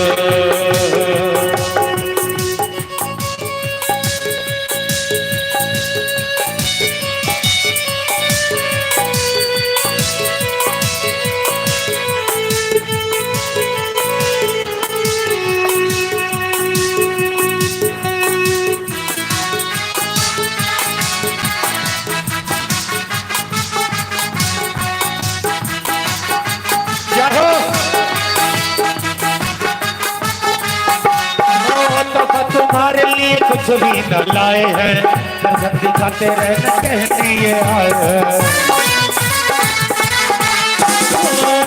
तुम्हारे लिए कुछ भी न लाए हैं, दर्शन दिखाते रहना कहने ये आए हैं। प्राण हमारा है तू और सवरिया, उसको लग जाए श्याम तेरी नजरिया। इसके सिवा में क्या हैप्पी बर्थडे टू यू। सब बोलेंगे हैप्पी बर्थडे टू श्याम। सब बोलेंगे हैप्पी बर्थडे टू यू। सब बोलेंगे हैप्पी बर्थडे टू यू।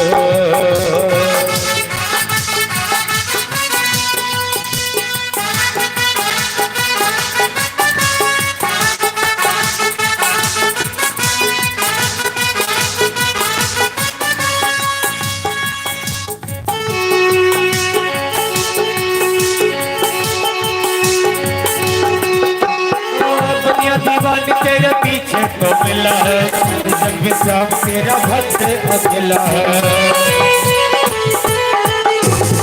दुनिया दीवानी तेरे पीछे तो मिला है, जग में श्याम तेरा भक्त अकेला है। उसे निभाते रहना अपनी यारी को, भूलना जाना श्याम अपने बिहारी को। और समझाओ जगत क्यों हैप्पी बर्थडे टू यू। सब बोलेंगे हैप्पी बर्थडे श्याम। हम सब बोलेंगे हैप्पी बर्थडे टू यू। हम सब बोलेंगे हैप्पी बर्थडे। और लगी गुब्बारों से मंडप सजाया है, मिश्री पावे का एक केक मंगाया है। उसको चखेगी शाम को सब बोलेंगे हैप्पी बर्थडे टू यू। सब बोलेंगे बोलेंगे हैप्पी बर्थडे टू यू, बोलेंगे हैप्पी बर्थडे टू यू, बोलेंगे हैप्पी बर्थडे टू गोरवार कृष्ण भगवान की जय। बहुत सुंदर है। बधैया के अवसर पर सब आदमी मस्ती में झूमनौ नचनौ और किछु बचा के राखू काल्हि लेल जे काल्हियो मस्ती कर